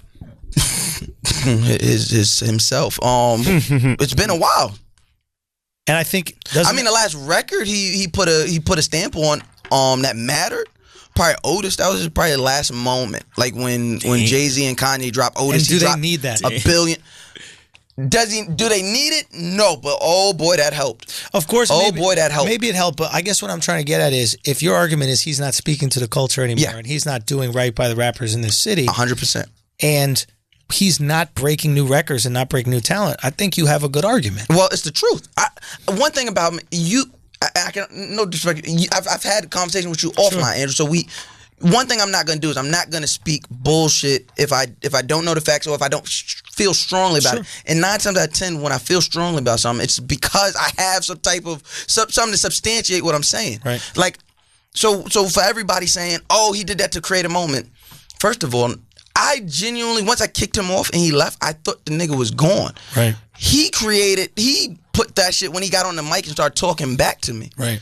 So I didn't need a moment for Funk Flex. Like, that happened Sunday. You weren't clout chasing is what. And I don't. Yeah, no. It was Sunday. Today's Tuesday. Nothing has drastically changed in my career. Right. Today's Wednesday. None has drastically. I still went and did what I was already planned on doing. Skydiving or what is it again? Parasailing. But everything I was doing was already set in place. I heard you wanted to leave the city because you were scared. Yeah. You were like, where should I go where he'll definitely won't send the goons? The water. They said Cape May. Yeah, I know Flex was not going in the water. He got to paint it on beard. It's going to wash right off. He comes out looking like Shannon Briggs. Yeah, but Ashton is a weird guy, man. Ashton is a very weird guy. Like, the bravado to me is very funny because it's like... Ashton is... This is real. Here's the thing, though. Hip-hop is... for young people. I actually read this on an elevator. Hold up. What's the point? I read this on an elevator, actually. People stop searching for new music on average at age 29. I'm the same. I don't give a fuck about new music. Yeah. If it finds me, it finds me. I'm not looking for it. Right. Now, when Funk is probably in his 40s. Maybe 50. He's 50s. Ashton is 50. This is, hip-hop is the culture. Even that is a young kid's term. We weren't talking about the culture growing up, moving forward, the culture. Right. So...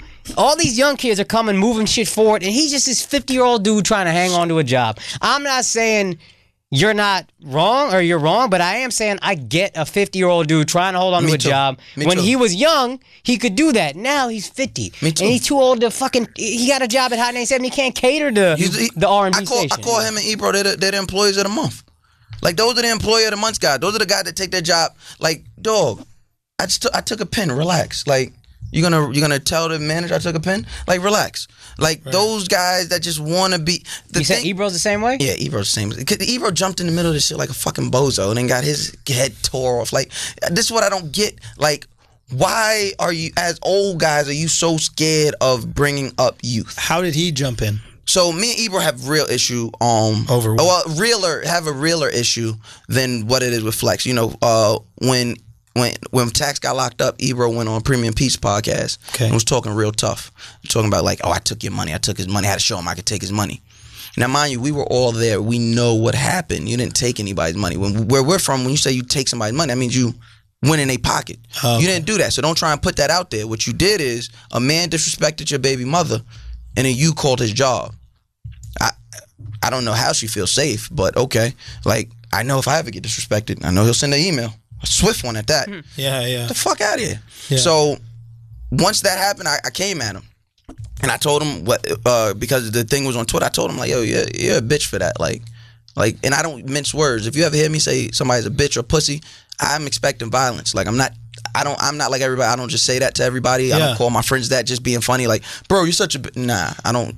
Let's not use those words unless we know what it's for. Right. That's your like opposite of a safe word. Yeah. Like, that's me letting you know this is a very real issue, dog. Okay. And you were a bitch for that. Right. And then as things, got grew further, I seen him at I seen him at the Dipset concert. He came over while I was with my manager, and he's talking, and his man comes over. He's with some old ass nigga, and he's like, "Yo, just bum rush it. We over here." And so I just say very, very sternly, nobody's bum rushing shit over here. They go, everybody's been to the Hammerstein, so they go behind that little curtain, and I guess they went on the other side. 6 days later, we're at the 444 concert. Okay. I'm trying to enjoy it. It's my first time in the Illuminati seats. I've never been there before, so I'm enjoying this moment.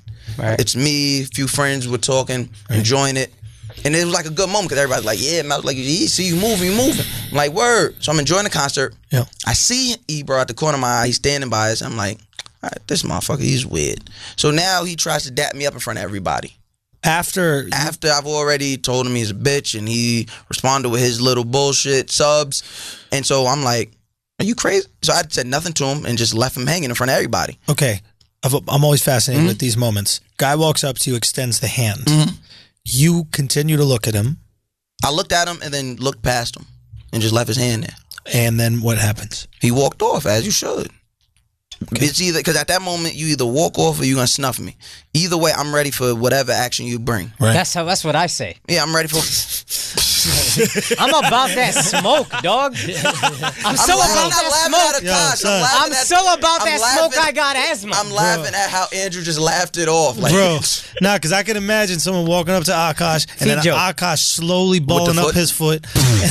Yo, with can the I just get this joke? She's taking Yo, all let the the legs fucking up. haters, Fuck you, dog. Care more about his ego than the fans, son. Let them have some joy at your expense. Just Akaash with the Down Sim foot. Fucking chimpanzee feet, motherfucker. All right. But yeah, I just wasn't like, that's not me. I can't do that. Like, you're number one to me, that's you trying to sun me now. Right. Like, I did all that talking, I let people know what energy I'm on. Yeah. And you gonna in front of everybody, we're gonna dap each other up. Yeah.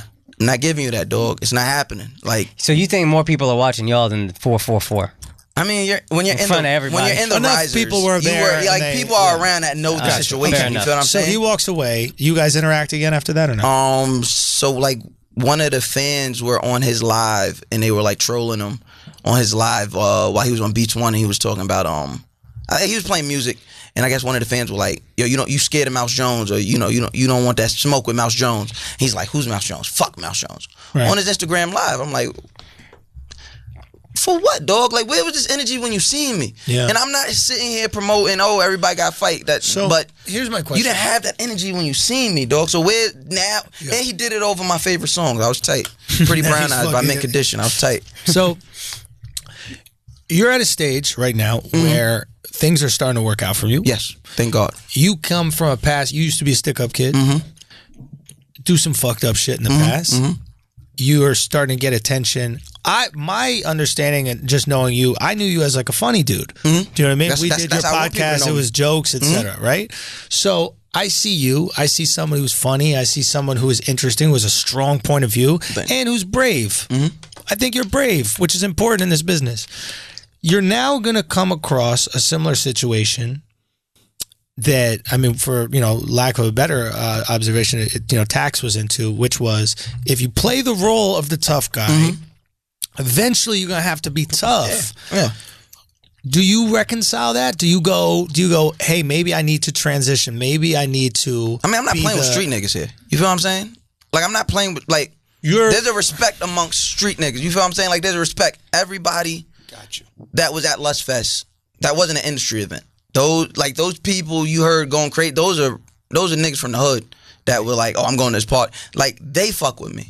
Right. That's who support me. That's before y'all seen me. Right. That's how I got to the game for y'all to see me. They lifted was because you up. they lifted me up. Right. You feel what I'm saying? Right. Tax, Vok, those guys, those are the OGs. Those are the guys that pulled me and was like, yo, do it this way and be about it this way and show me, okay, well, there's some money or there's a job in this shit for you to just be you.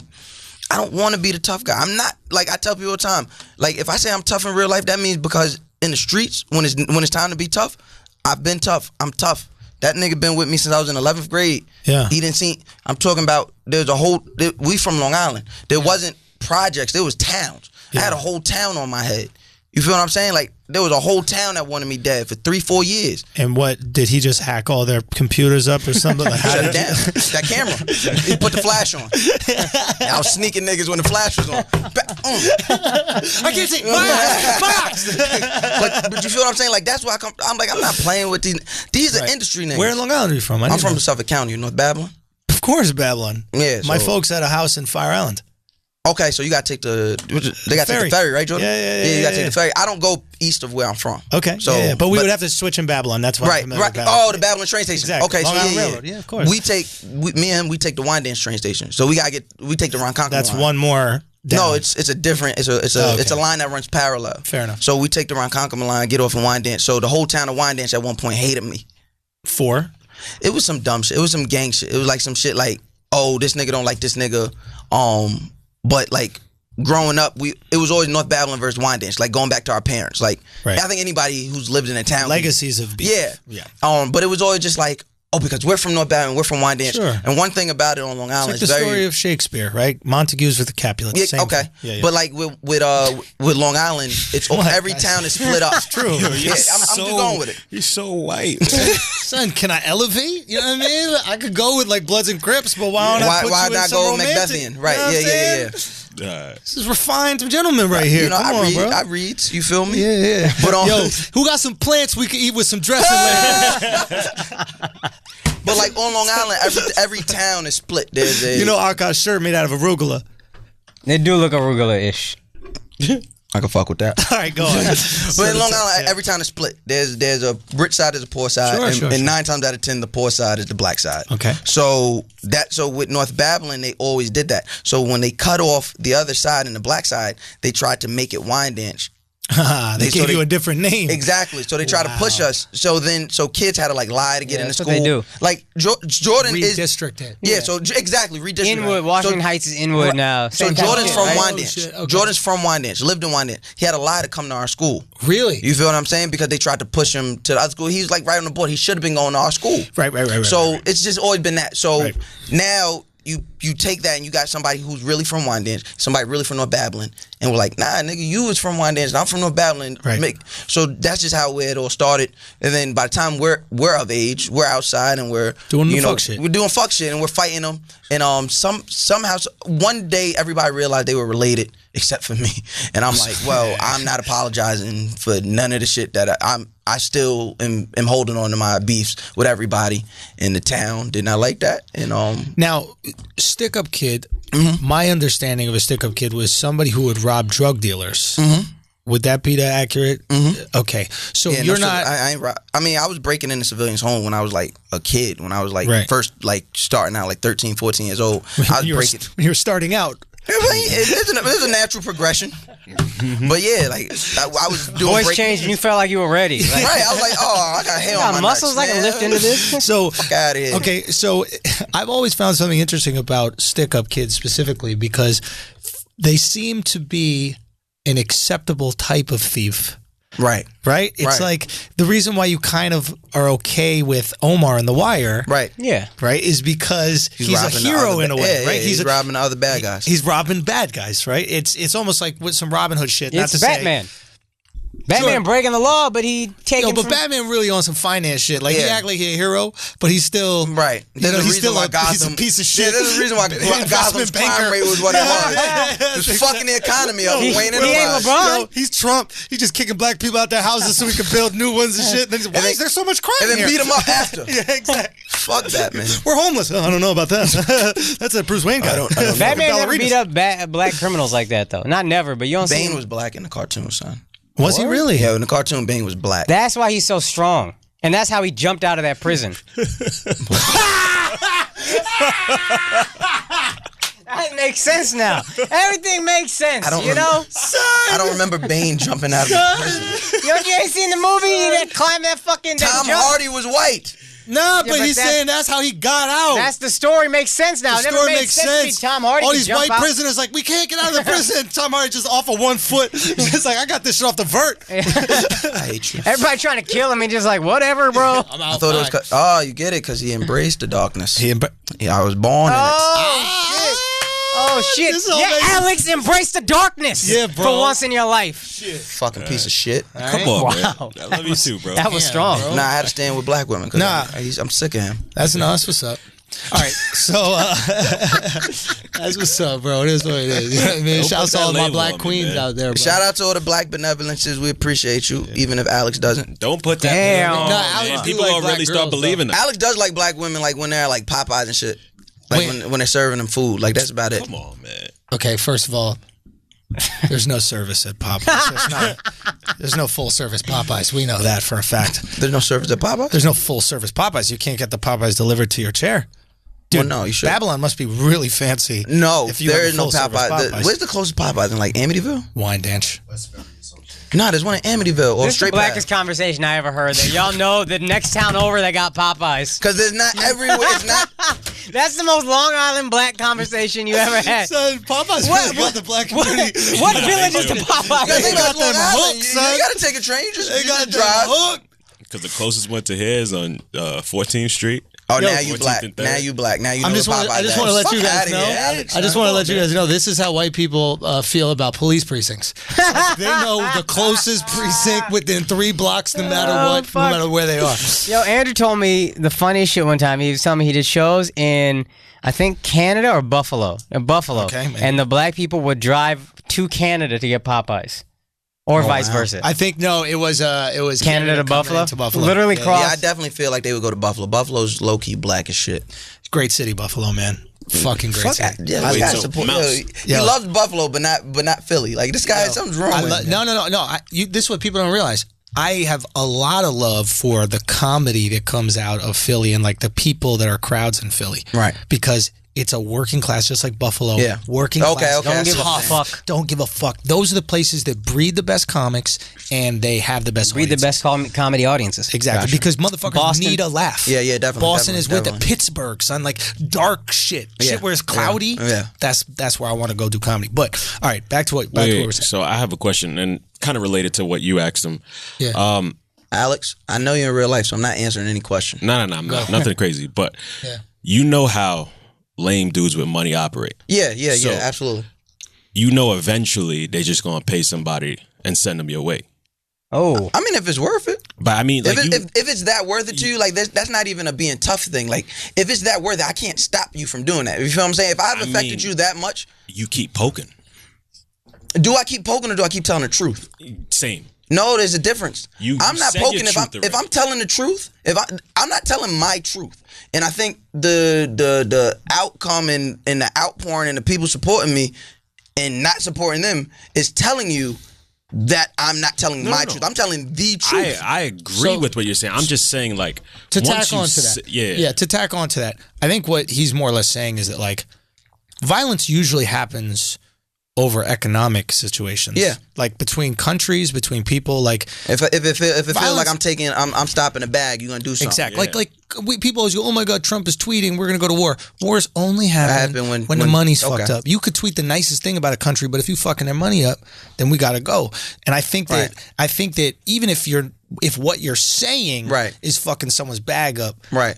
maybe they send. That's fine. I don't want that to happen. I mean, in that to you. situation, what you want me to do?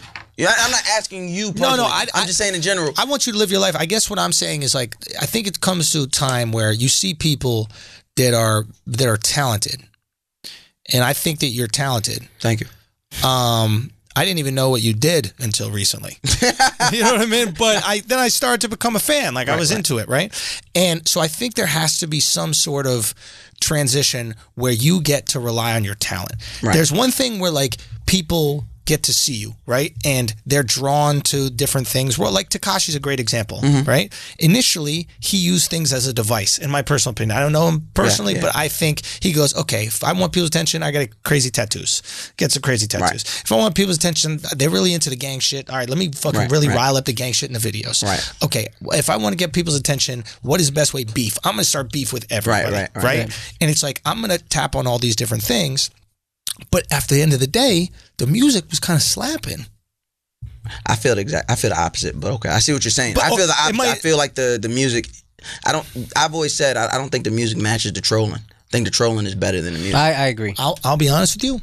I'm a bigger fan of him as a marketer than I am as him as I think a he's musician. I think that's he's a what great we're Instagram saying. honey. Fucking amazing. Like, yeah, I think he's a great Instagram honey. I think he could sell the hell out of anything. Anything. And right now he's selling the music.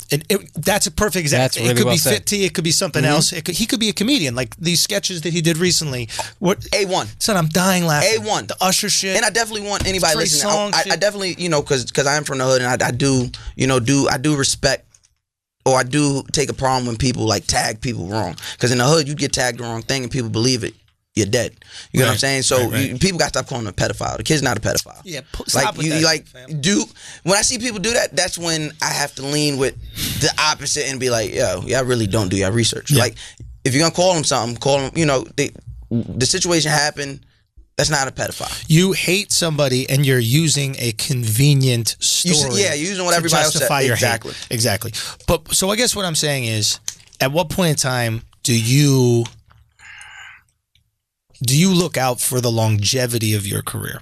I think I'm doing it now, right? Now that's the transition. I think so, because when you look at it, I've already been, I came in this 2015, started hosting parties and being a personality. 2015, I've literally found a way and been blessed to literally I get to be me all day. I was talking about that a few hours ago. Like, I literally get to be me from the time I wake up to the time I go to bed. I never have to put on a face for Instagram. I never have to put on a face for BT. They literally say, "Hey Mouse, are you ready?" Yeah. And to me, that means something, right? Because I've seen people my age or that been in the game longer, and I see them like, "That's not you, dog. Like, I know you in real life. Like, that's not you. But you got to play that role." Yeah. And I know, and I get to be in any space with being me, right? My talent, I think, people that say my talent is, the way I convey a message or the way I convey opinion. I believe my talent is literally just being able to be me and tell the truth. Like, I think that's my talent, just getting to be truthful. We've said on other podcasts, like, I don't stand on the right, I don't stand on the left. I want to stand by the truth. And then once we stand by the truth, then we can actually have a conversation. Absolutely. That's my talent. Having a great conversation based in truth. Yep. That's my talent. Yeah. So when I'm on stage as a host, I'm giving the people me. And like, that's a real craft. Mm-hmm. Like, you can't just have anybody up there in front of a group of people, because you'll do more harm than good. Right, you're better off just letting the DJ play with nobody talking than having somebody who can't host. Right. I get on that stage and I'm able to bring everybody to where I'm at, and everybody feels comfortable. Everybody feels like we're all on one level. There's none of that VIP shit. Oh, he's talking about this and he's talking about this, and we're just having a great time. That's my talent. But the future is more than hosting. The future, absolutely. I think it's in talk, or it's in right. And so this, in that, I get to do that, and I get to be me, and I don't have to be, like I said, like. I get to live my life as a complete human being. Like, I never have to get boxed into being, oh, you're the guy from the hood, or you're the guy that just talks about girls, or you're the guy that just talks about, I get to talk about everything. So how do you avoid, because inevitably what's going to happen, I think you're going to get to a level, I hope, you get to a level of fame where people will use your fame as leverage to clout chase, right? To step themselves up, right? And they're going to question your gangster, and they're going to question how tough you are, right?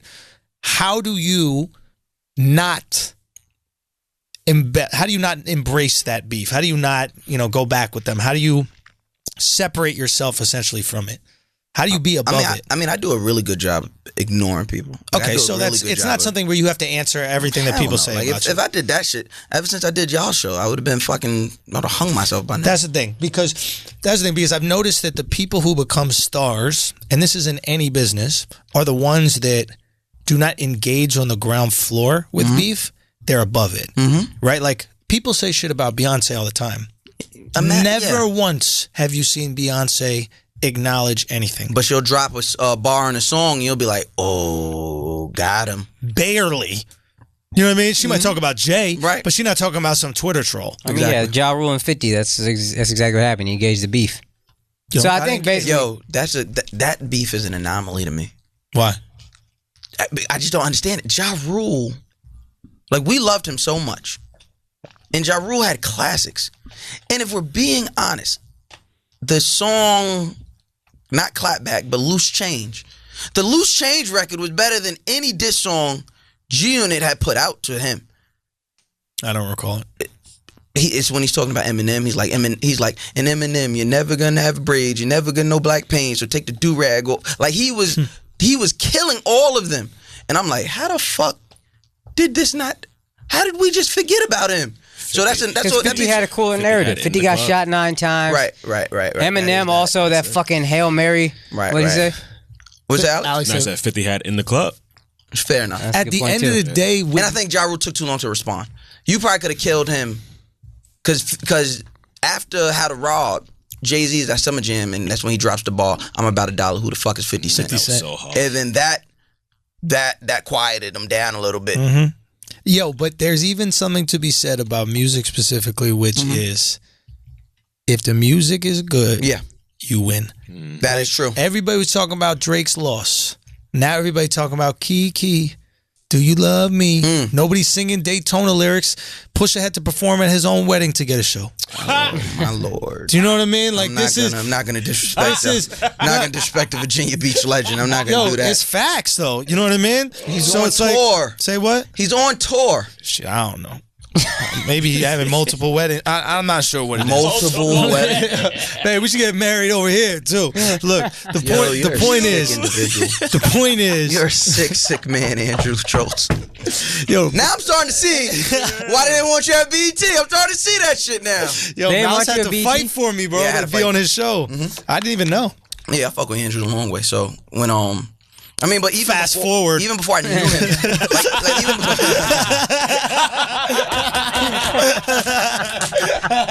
even before I knew him, I was always a fan. So I'm like, this would be a great. I feel like my show and what we're doing over there at BET and that digital space and just leaning in the conversation, think he'd be great for it. And they were like, no, he hates black people. He's racist. They don't know about the black queens, dog. Bro, you got to get some of your queens to speak Here's up. the thing. When Andrew has you need some of that black girl magic. Andrew has this electricity, right? When he came in the room, all of a sudden, all that fake hate was out the door. And they were like, listen to what he said. He can be very charming. And he turned that on. And then had my producer, who was like the main black woman, like, why him? Like, I kind of understand. And keep it real, I was not pandering. Nah. There's a lot of dudes that they just go pander. I was going hard on Designer? women. Say what? Like Designer? Is that Panda? Yo, we gotta remake Panda with Pander, and then just have a gif of that, shit. And we put that shit under every one of these like fake ass tweets, fake ass moments of Panda. Sure.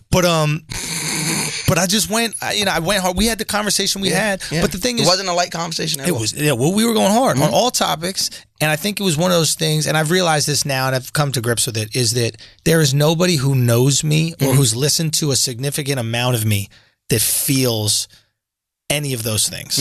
Absolutely. Right? Nobody. It's only people who, one, have listened to a soundbite on Twitter, a soundbite somebody's clipped on Instagram, or hearsay from other people. Nobody who's 100%. Actually taken the time. And it's like, I can't stop people from being prejudiced. People are going to be prejudiced in the world. It's just the reality of the matter. I had this thought process like when Trump was first getting elected, right? And I was like, I kept watching the arguments, right? And I'd be like, what the fuck y'all talking about? Like, there'd be threads and threads about how racist he is and how this. And all he had to do and all his supporters had to do was say, he's not racist, right? So now if I say he's not racist, he's not a bigot, the argument becomes about him being a bigot, proving if he's a racist. It doesn't become about the fuck shit he's really doing that we're all here to discuss. So that was always my thought process. So I always used to tweet, you go back 2016, 2017, I used to tell people, yo, stop calling him names and just talk about the actual problem. And then Andrew on a podcast, he said something about people make you radioactive. Yes. And it's the same exact thing. If I say, oh, bigot, racist, young guy just coming at me for no reason, he's mad that he's not working, he's mad that he's not working at Hot 97, the conversation now becomes, yeah, look at them young motherfuckers, mad at us old motherfuckers. Yeah. But if you pay attention, I've never once leaned into that. It's not about young versus old. This was literally Mouse Jones holding Aston accountable for playing that bum-ass set. Then Ibrahim jumped in, and then I just was honest about him, and I really had to realize. I texted my homeboys, and I was like, yo, from now on, this is like only like a day ago, I was like, yo, don't ever, if you got an issue with somebody, don't call them niggas pussy. Don't call him a bitch ass nigga. Don't do none of that. Don't call him no names. Talk to them. Because when you tell that truth, that energy motherfuckers got for you when you calling names, it's gone. Yep. Because if I got on there and I called Flex and I called Ebro pussy, bitch ass nigga, I'll slap shit out of you, that's the conversation. Now it's about this bravado. But when I'm saying, well, all you do, I'm like, Flex, stop being tough with me. All you do is hit women. You can't argue that. Steph Lover, your wife, many domestic. What are we arguing about here? What are we talking about? At least he got some hits. Ebro, you on a sinking ship. Everybody that you guys are on a sinking ship. Everybody, all the young talent that you should have groomed is now gone. Was the argument? Yeah. You guys don't matter within the community, within the culture as you should because of you. Yes. You can't argue that. Yeah. But if I sat there all day and just said, "You're a bitch," when I see you, I'm slap the shit out of you. Yeah. That's what the conversation is about. Yeah. Well, that speaks to what you were saying about, which I said before about making people radioactive and about removing the discussion from what's real. Exactly. They are afraid of having the real discussion, right? Because they know they don't have anything to back it up. They're afraid of truth, right? Where everybody's afraid of truth, and there's nothing more apparent when somebody's afraid of truth when they attack you and your character. Yeah, all of a sudden you're posting screenshots. You're a 50-year-old man posting screenshots from an unknown source, which I'm pretty sure I know who it was. Right. But now I'm 35. Now I'm trying to be the next. Like that's the easy deflector when it comes to me. Think about it. I'm trying to be Tax. I'm trying to be Charlemagne. But what is he doing? It's character, right? That's it. It's not addressing what you said. Right, you said he beats his wife, or you said he played a bad. Let's just go off a bad set. You said he played a bad set. And his reaction is not, no, I played a good set, I put my effort in. His reaction is, you're old. Yeah. Now we're debating whether you're old. It's a great deflection technique, but it's something that people need to know. And it's one of the things we flex a lot, at least on Flagrant 2, is this idea that the first thing you know when someone is about to lose a debate is when they attack your person. Exactly. All right. Just discuss the like idea. you can be what people don't understand. I think where I win in my age bracket, when we're talking about people coming up, is I'm able to be impassioned and I'm also able to be honest at the same time. Being impassioned and being logical is also hard, and that's where trolling is the most effective way to argue. Because when I don't give a fuck about an issue, I'm so clear-minded. Oh yeah, it's like but if I can rile you up with some trolling, with some making you radioactive, oh you're a racist, you're whatever. Then a person gets defensive, gets emotional. It's like arguing with your girl when you really don't want to argue. I don't know if you got so one thing I do when a girl tries to argue with me and I really don't give a fuck, I'll correct her grammar.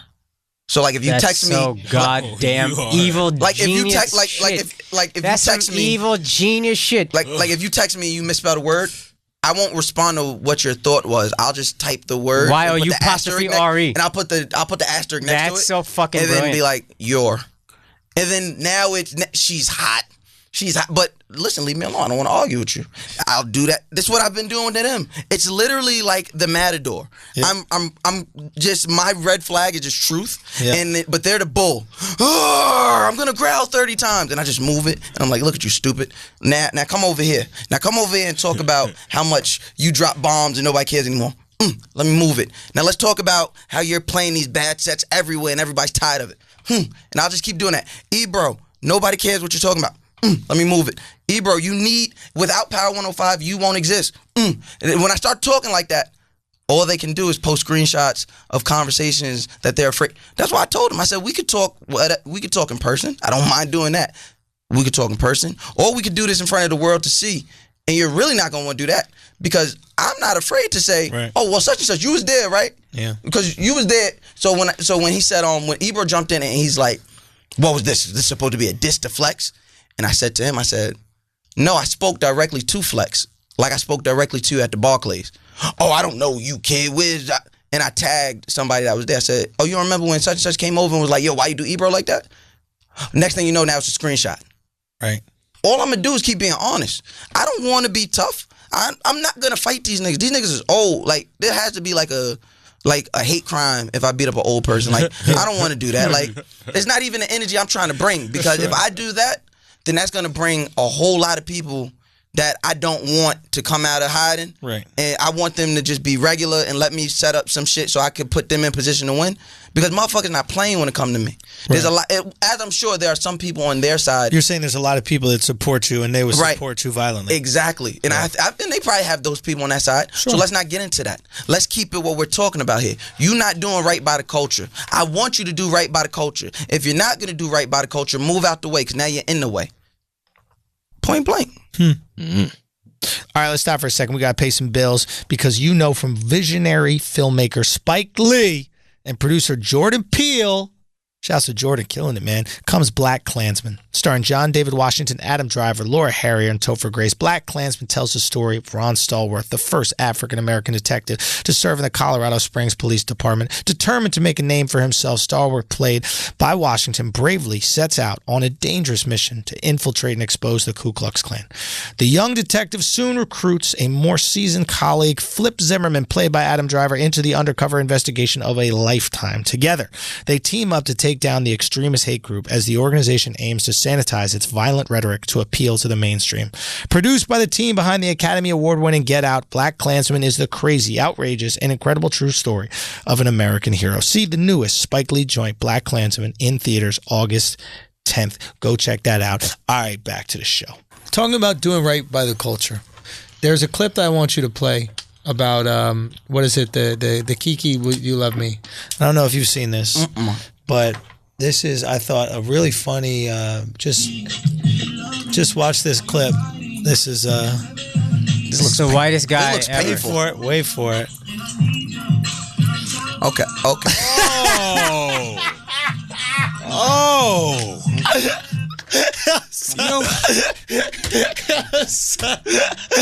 I want you guys to know the last 2 times, including this time, that I've sat and discussed with Andrew, he's found a way to discuss asses, shit. Yo, white boy fun, man. Bro, so there's you gotta get used to No, there's nothing. What are you talking about? White boy fun is not only parasailing. Okay? White boy fun is not only doing dangerous things. Right.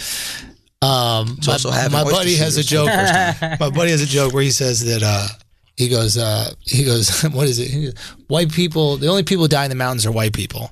Right? He goes, he goes, mountains are like our cops. That's hilarious. Right. That's really good. But there is one bone in the body that it takes like 300 pounds of pressure to break. It's the femur, right? Mm-hmm. White people are the only people that break their femur. It's because athletes. Even then, that's rare. Bo Jackson, isn't that what it fucked him up? Hip. Oh, gotcha. Yeah. Probably from blasting out white chicks. So I'm not gonna argue that. So, but the femur, Blasting home. it takes 300 pounds of pressure to break. Right.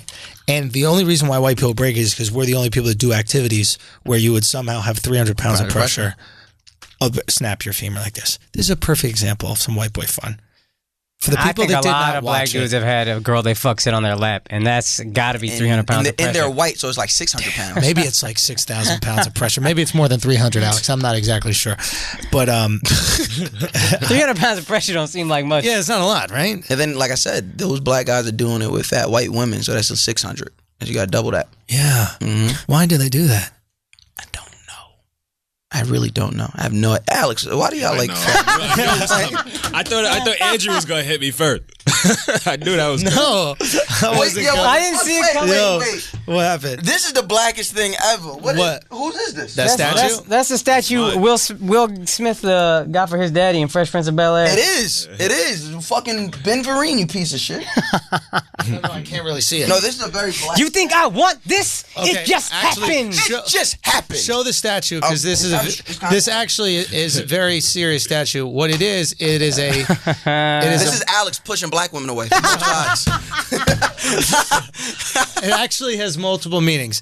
It is Alex pushing black women away, or it could be a black man apologizing to his black woman. Definitely. Or this is a black man. Or this is a white guy trying to suck his own dick. That's definitely what it is. No, it's not a white dude. You got too much muscle definition. That's a black dude for sure. It's like a Norwegian. It's a black gymnast somehow. I don't know why we just did this Kiki Do You Love Me video. Because you are fucking sick. Oh my God, dude. And it's something about white boy fun. I think it comes down to right now. Now what? Now what the fuck was he gonna do? Now he shits his pants. Okay, so for pulls his people drawers who- out. I actually stopped watching. As soon as he pulled his pants down, I knew. Let me just explain what the video was. So it's a Kiki Do You Love Me as a guy's walking alongside the car as it's going. It's a white dude, kind of looks like me, and he's doing the whole dance. Kiki, do you love me? Are you riding? Are you never gonna leave from beside me? And I want you. And then all of a sudden he turns around and pulls down his pants, and you think he's just gonna moon everybody on the camera, ha ha ha. And then he just starts projectile shitting all So over now the he crowd. just pulls his drawers back up and gets back in the car. Pulls his drawers back up and then continues doing the dance. Yo, What if he got some on the door?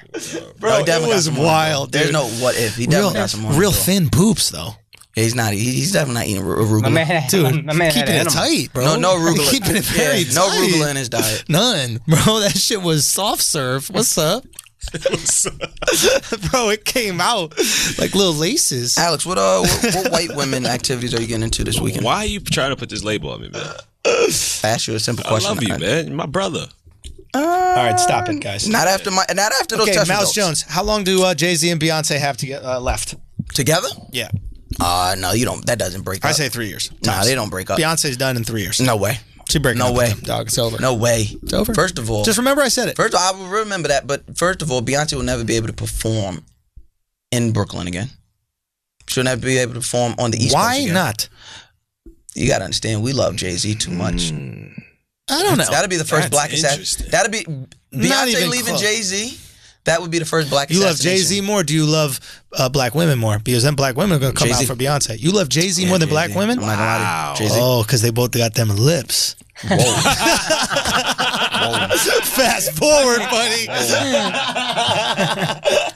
No, black women never said, I want money like Cosby. Who wouldn't? That's the kind of thoughts that make me think you ain't got no pudding. Niggas got those kind of dreams in jail. You in the streets, homie, get your mail. Like, black women didn't say that. Beyonce did? Jay-Z said that. Oh, Wait, that's Jay-Z. Wait, they don't want to get money like Cosby? They're just trying to rape paychecks or what? What's going on? This was obviously before the rape allegations were known. This was in the 90s. Dead presidents won. Right, And okay. he says, so he starts off and he says, so sick of niggas. I want money like Cosby. Who wouldn't?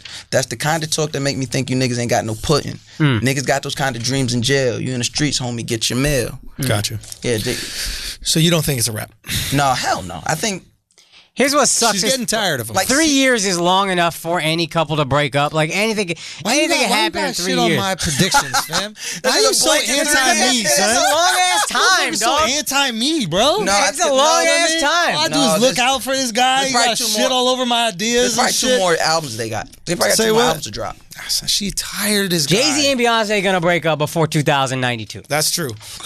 Nah, I just don't 3 see. years, I just fam. don't see them making 3 it years, past for real. 2098. For real. Dead Yo, serious. by the time the Roblox Let killer, me tell you something. Jay-Z and Beyonce.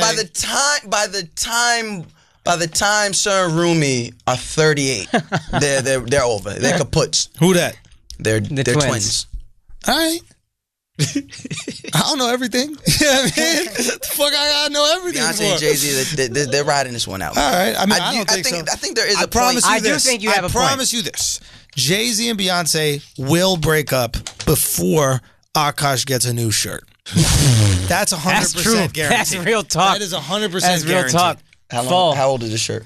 Yo, it's new, but I've been wearing it a lot. Oh, okay. Yo, here's the thing. He got enough shirts, but every one of them is like it's like an Oscar outfit. You know how like you never see a chick in the same shit she went to the Oscars? Yeah. Because you look at her and you be like, yo, like Beyonce, I real. saw you wearing that at seen the that Oscars. already. Like, yeah, were you Alright. just out here Popeyes or whatever? real. Like, what are you doing in the same? That's real. It's a callback to what we said earlier, bro. Yeah. You know what I mean? Yeah, Beyonce and Popeyes. So she's not allowed to go to Popeyes? Beyonce allowed to do whatever she wants. That's a black woman. She can do whatever she wants. But if she breaks up with Jay-Z, Can't do that. That's where it stops. That's where the buck stops. That's hilarious. We really putting Mouse into his pushing him to his limits. You see Hey, that you are shit? taking this to the extreme, pal. Yeah, Beyonce. Serena married a white man. How you feel about that? I don't give a fuck. Oh, wow. I don't give a fuck. See, here goes the thing. People got so upset about it, but Serena, like, she wasn't this like reigning. Like that doesn't change her being an upstanding or uplifting figure to my black ass daughters. Like my two daughters still will see her and still be, will still celebrate her for what she's done. Which is Dominate the entire sport of tennis. yeah, obviously. But what if your daughter's married a white guy, Caucasian? That is absolutely unacceptable. Wow. So you would not allow your daughters to marry a Caucasian? I wouldn't not allow it, but it would definitely. what if you wanted- real quick, I'm going to make question. I'm going to be the quintessential. Question. What if? Ooh. What would you prefer? Upstanding citizen, guy's an accountant, white guy, right? Mm-hmm. Stick up kid, Stick up kid. Is he black? black. Wow. Black.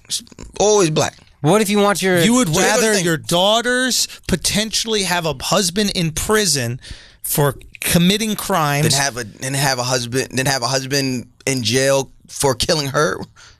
Is that what white guys do? Yeah, you fucking know y'all kill That's y'all wives. Latinos. No, they beat their wives. That is the Latinos. No, they beat their Sometimes until they're not alive. But that's very rare.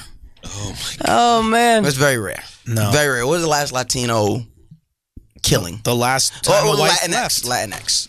Have you not gone to fucking Queens? Yeah. Look, go to 17th Avenue. There's going to be a couple fighting. Here goes the thing. White guys, you guys are very quick to kill your wives, black or white. When was the last time we killed our wife? Turn on Snap. All you gotta do is watch the Oxygen channel. I'll be honest with Peterman? you. I'll be honest with you. No, it's wives that kill the husbands. White wives kill the husband. That's every Lifetime movie. The wife can't take it anymore, kills the husband. Yeah, kill before you're killed. Yeah, I'm with it. Survival. Whatever. It's all about self-preservation. Are we surviving? We the ones getting killed. We're the victims. No, you guys fucking white multiply. wives are our police. Real talk. That's what it is, bro. White males matter. But you guys don't matter. But you guys keep multiplying. Somehow, like you don't have kids. You kill one and then just, oh my God, there's more. Yeah, white people don't have kids. Can I tell you the greatest hustle of white people in history? White people Outside of slavery? Well, I mean, everybody did that. Imperialism. No. Capitalism. White people, when they realized white people weren't having kids, we just started making more people white. Okay? That's Italians weren't white. That's true. Irish weren't white, right? And then all of a sudden they were like, oh shit, everybody else is having kids except us? We go, all right. So Hey, Giovanni, come here. You're part of the whites. People born in Palestine, are they white? Well, there are white Palestinians. There are brown Palestinians, sir. Okay. I mean, this is a region of the world, and a lot of people have come from other different regions, right? Like, so it's like, what does an Israeli look like? Right. It depends where he's from. Is he from Yemen? Is he from, Iraq? Is he from Germany? There's tons of different ones from all over the place. Yeah. No, I think if my daughters came home with a white guy, it's not gonna be a good look. Really? Make it very uncomfortable for Why? You and I can be friends? Why Absolutely. Why can't they be? All right, so I'm surprised. I always thought you were just joking with this, but no, you actually feel it. so it's a few things. So number one, me personally, I am a pro-black person. Pro-black meaning I believe in the ongoing of the black culture and actively being a part of it. Okay. There are some people who are not pro-black and they are good human beings and they want to see good done by all people, black people, everybody included. But that doesn't make them pro-black. You get what I'm saying? If you're pro-black, that means you are actively a participant in furthering the black community. And the only way you can do that is by having black children. Yes. It's not possible to have half black children but still care Then what about, happens when they marry white?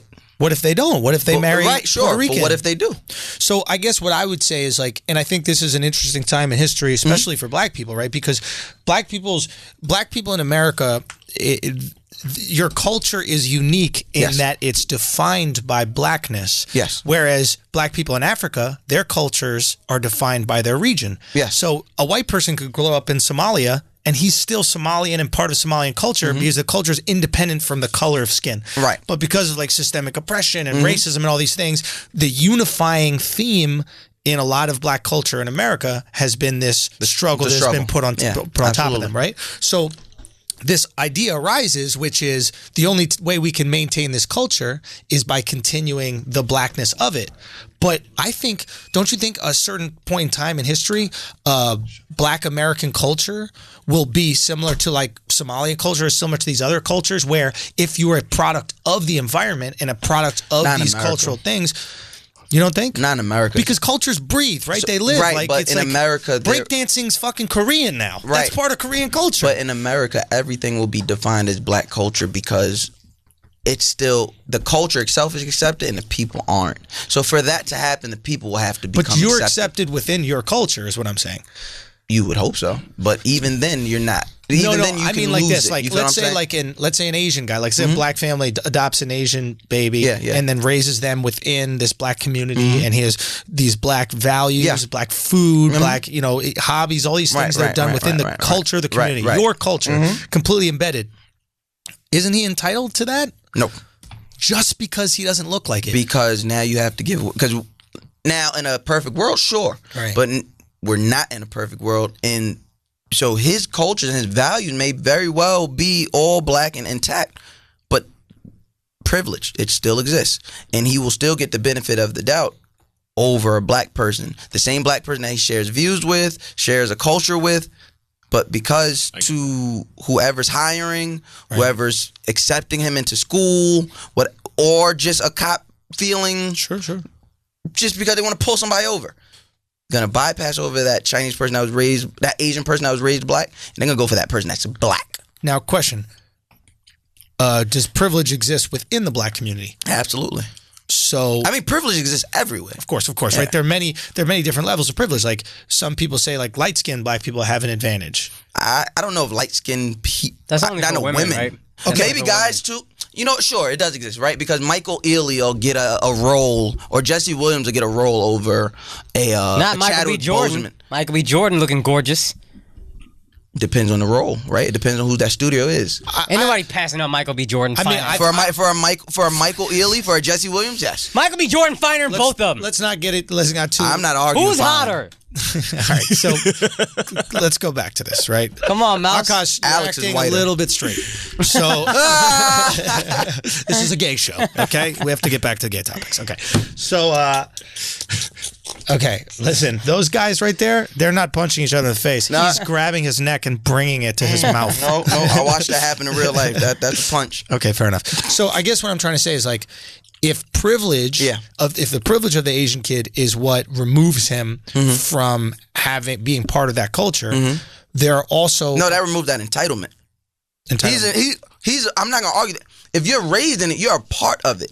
But your privilege is what will separate and be the reason why you're not entitled to it. We are entitled to our culture and are entitled to things that we say, hey, white people, stop coming over here and using our shit and taking our shit. Right. We're entitled to that because we're literally making the best with nothing. And we feel as if other cultures are now saying, that's pretty cool over there. Let me put down everything I do that those people are not privy to, not allowed to partake in, and we're going to partake in what they do. When you say over those there. people, who do you mean? Everybody or just white people? I mean, white people, but I mean, hip-hop culture, black culture is pretty much American culture right now. I don't want to get too far off of what I guess I was going to say is that like privilege does exist within cultures, right? Yes, like, absolutely. Like if you're good looking or if you're tall, beauty or if has you're privilege, handsome, absolutely. Intelligence is privilege, right? Yes. There's certain guys that are just fucking geniuses. Yeah, you know, like Diddy happens to be a fucking genius. I think he's one of the most smartest people in the world. I mean, you know, we spoke about on your podcast. You know, he's just fucking brilliant. So like that is definitely a privilege that's gonna. So these people that are privileged within the community, they might not be privileged like this Asian guy is, but they are privileged in other ways that give them advantage. Are they not entitled? Yes.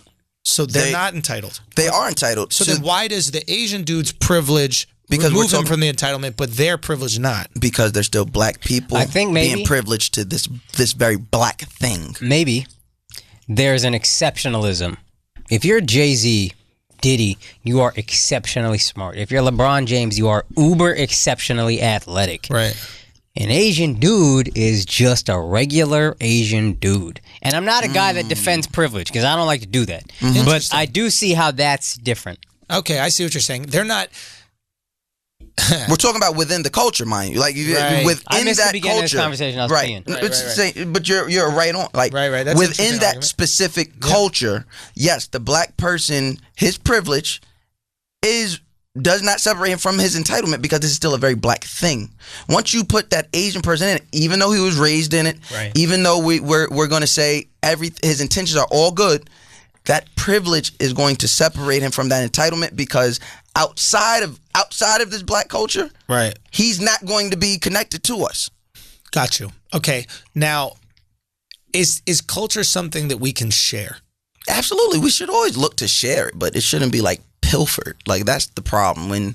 When Bad Baby and that other toad-looking white girl, I can't remember her name, Whoa Vicky. Yeah. When those two are profiting off of black culture. Now, it could be the worst part of it. I will not stand here and say, oh, they're talking slang. And it is a very, very, very, very rundown. It's not a good thing to stand by.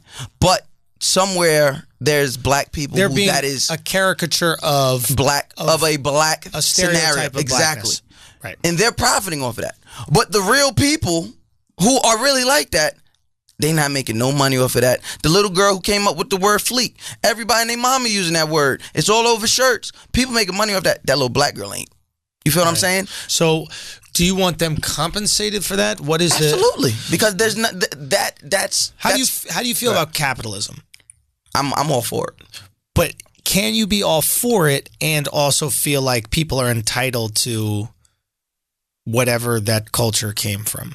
Yeah, because I think everything has a source, right? Like the people who I don't want to misspeak, but the country that has all the oil, right? Saudi Arabia. Sure. Yeah. They have all the oil. They're entitled to that oil. It's their oil. It's on their land, right? Yeah. So if we went over there and I don't know, started an imaginary war, right, and to take that, that's wrong. That is wrong. They are entitled to that. That is theirs. So they should be properly compensated for that to now share with others. So you think capitalism should still work within a fair system? It should still there be should be fairness. rules. Yes, absolutely. You want like rules. I think everything does. I Which think I everything guess needs to makes be sense regulated. from a stick-up kid who has a rule that he's not going to just sit here and try to stick up. I'll never take nothing from a civilian. Yeah, that's no, I'm not even trying to mock him. Right. But let me ask you this: so you believe in capitalism? I get what you're saying, and I do think there are white people who go viral. Chewbacca mom is set for life. Black people go viral, don't get that same thing. But capitalism, not even talking right or wrong. Sure, they might have pilfered whatever, but this country is white. Yes. It just is. We forget that because we live in big cities. This country is white. Yep. So when they see Bad Baby, even if she talks black culture, in the caricature of black culture, I still identify with her as a white person more than the black person who talks like Bad Baby. Sure.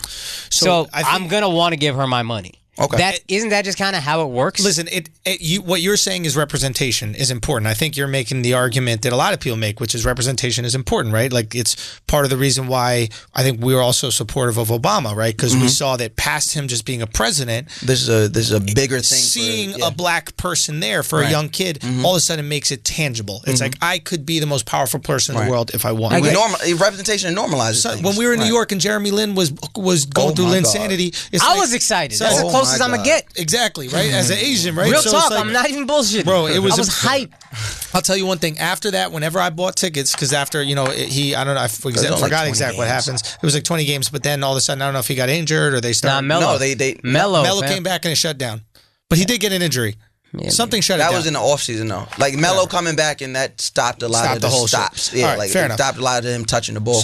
But there was Asians all over the fucking garden. It was crazy, absolutely. Right? So people are, for whatever reason, drawn to this representation thing. Like Eminem happened to be an amazing rapper, right?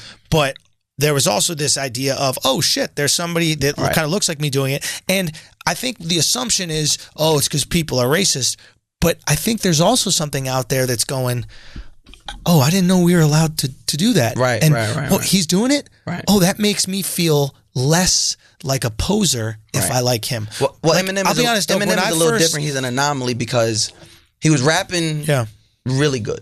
Yeah. I don't give him, the tag that everybody. He raps really good. He's an undeniably elite rapper. He's a Hall of Famer. He's an elite rapper. I'm not gonna say elite. I don't believe he's an elite. You're rapper. not putting him Hall of Fame? I mean, how many people go in the Hall of Fame? What's the number? I don't know. No, I'm asking you. Like Hall of Fame is just in your generation, you were the best. Or one of the best. Sure. You know what I mean? Yeah, he definitely goes in. He's a white rapper making all that money. Yeah, he definitely goes in the Hall of Fame. Sure. Eminem was doing something. The thing I respected, like the thing I dislike is I dislike the content. Right? I didn't like. You didn't relate to it. I didn't relate to it. It wasn't for you. But that's also why I respected him because he wasn't. Because I'm growing up and you start seeing those white kids rapping and now they're rapping about guns and they're rapping about being gangster. I'm like, yo, you don't do none of that, dog. Right. Like you got to stop. Eminem was authentic. Eminem was rapping about raping his mom, killing his wife. White fun. He was rapping about white fun. That's white boy fun. And I had I got it, right? it. Yeah. I get it, right, Andrew? That's white boy fun? Yeah, it's white boy fun. I couldn't argue that. Breaking his femur. 300 pounds of force. Yo, okay, fair enough. So there was an authenticity in his art. Yeah. Whereas a Bad Baby and these girls, they are a characterization. Exactly. They're phony. So if Bad Baby rapped about being a Jewish girl from wherever she's from. If she rapped about the Dr. Phil shit, if she rapped about hating her mom, being disrespectful, there's still a huge market, and she's gonna cook. But there's something interesting about that, I like that argument, because there's something that we, for whatever reason, require from our rappers that we don't require from any other musician. Gotta be real. Authenticity. Gotta be. Right? It's the opposite of wrestling in a way. Yeah. And they are very similar, but they're both characters, but we don't require the Macho Man Randy Savage to be talking like that all the time. Like, if you want a coffee, he just goes, "Can I get a coffee?" Yeah. You know what I mean? I think he might do, "Oh, brother." Yeah, whatever. Well, right? he's probably not offering, he's not asking for coffee because he's dead. But, that's also another His thing. coffee was cocaine, but yeah. You know what it is, right? Listen, white guys. So we want authenticity, right? But you need it because it came from there. Yeah, exactly. So it is keeping the same energy to look at somebody, regardless of their race, and say, "Hey, you're not being authentic." That's all I'm saying. And I feel like that's almost a better criticism than being like, "Oh, here's this white dude trying to do some." You know, I'm not. shit. You know why I'm not mad at? You know why I'm not mad at? What's the one that died? Fuck. Lil Xan? He didn't die. Peep. Little Peep. He was the white boy that died, right? Yeah. Wasn't mad at him because when I actually used to listen to his music, he was making hip hop music, but relatable to what he is going through. Dude, so never gonna argue with you. So there's this thing, right? Like Paul Wall for another reason. Love right? Paul Wall. Yo, Paul Wall. Paul Wall's fire. We were down there in Houston doing shows. Nicest guy on earth. To the show, but he is genuinely authentic guy. Like, this guy is so authentic. He's so Southern. He's so fucking Texas, so Houston. He's so about it. And I think he's literally about the grills. He's selling the fucking grills, right? And I think maybe we didn't realize it at the time, but maybe when we reject these bad babies and these certain people, we're just rejecting frauds. Yes. We don't like fraudulent anything. Yes. Let me hammer home That's this all I've been point. saying. Let me hammer home this point, because I think I know what you're going to say, but I think it'll hammer the point home. Here's the key talking about the Asian kid adopted by black parents, grew up in the same neighborhood as the toughest Had a very rapper, black whatever. experience. Very black experience, hood shit, rapping about hood shit. Maybe he was a stick-up kid. Yeah. You don't mind an Asian dude doing that if he lived it. No.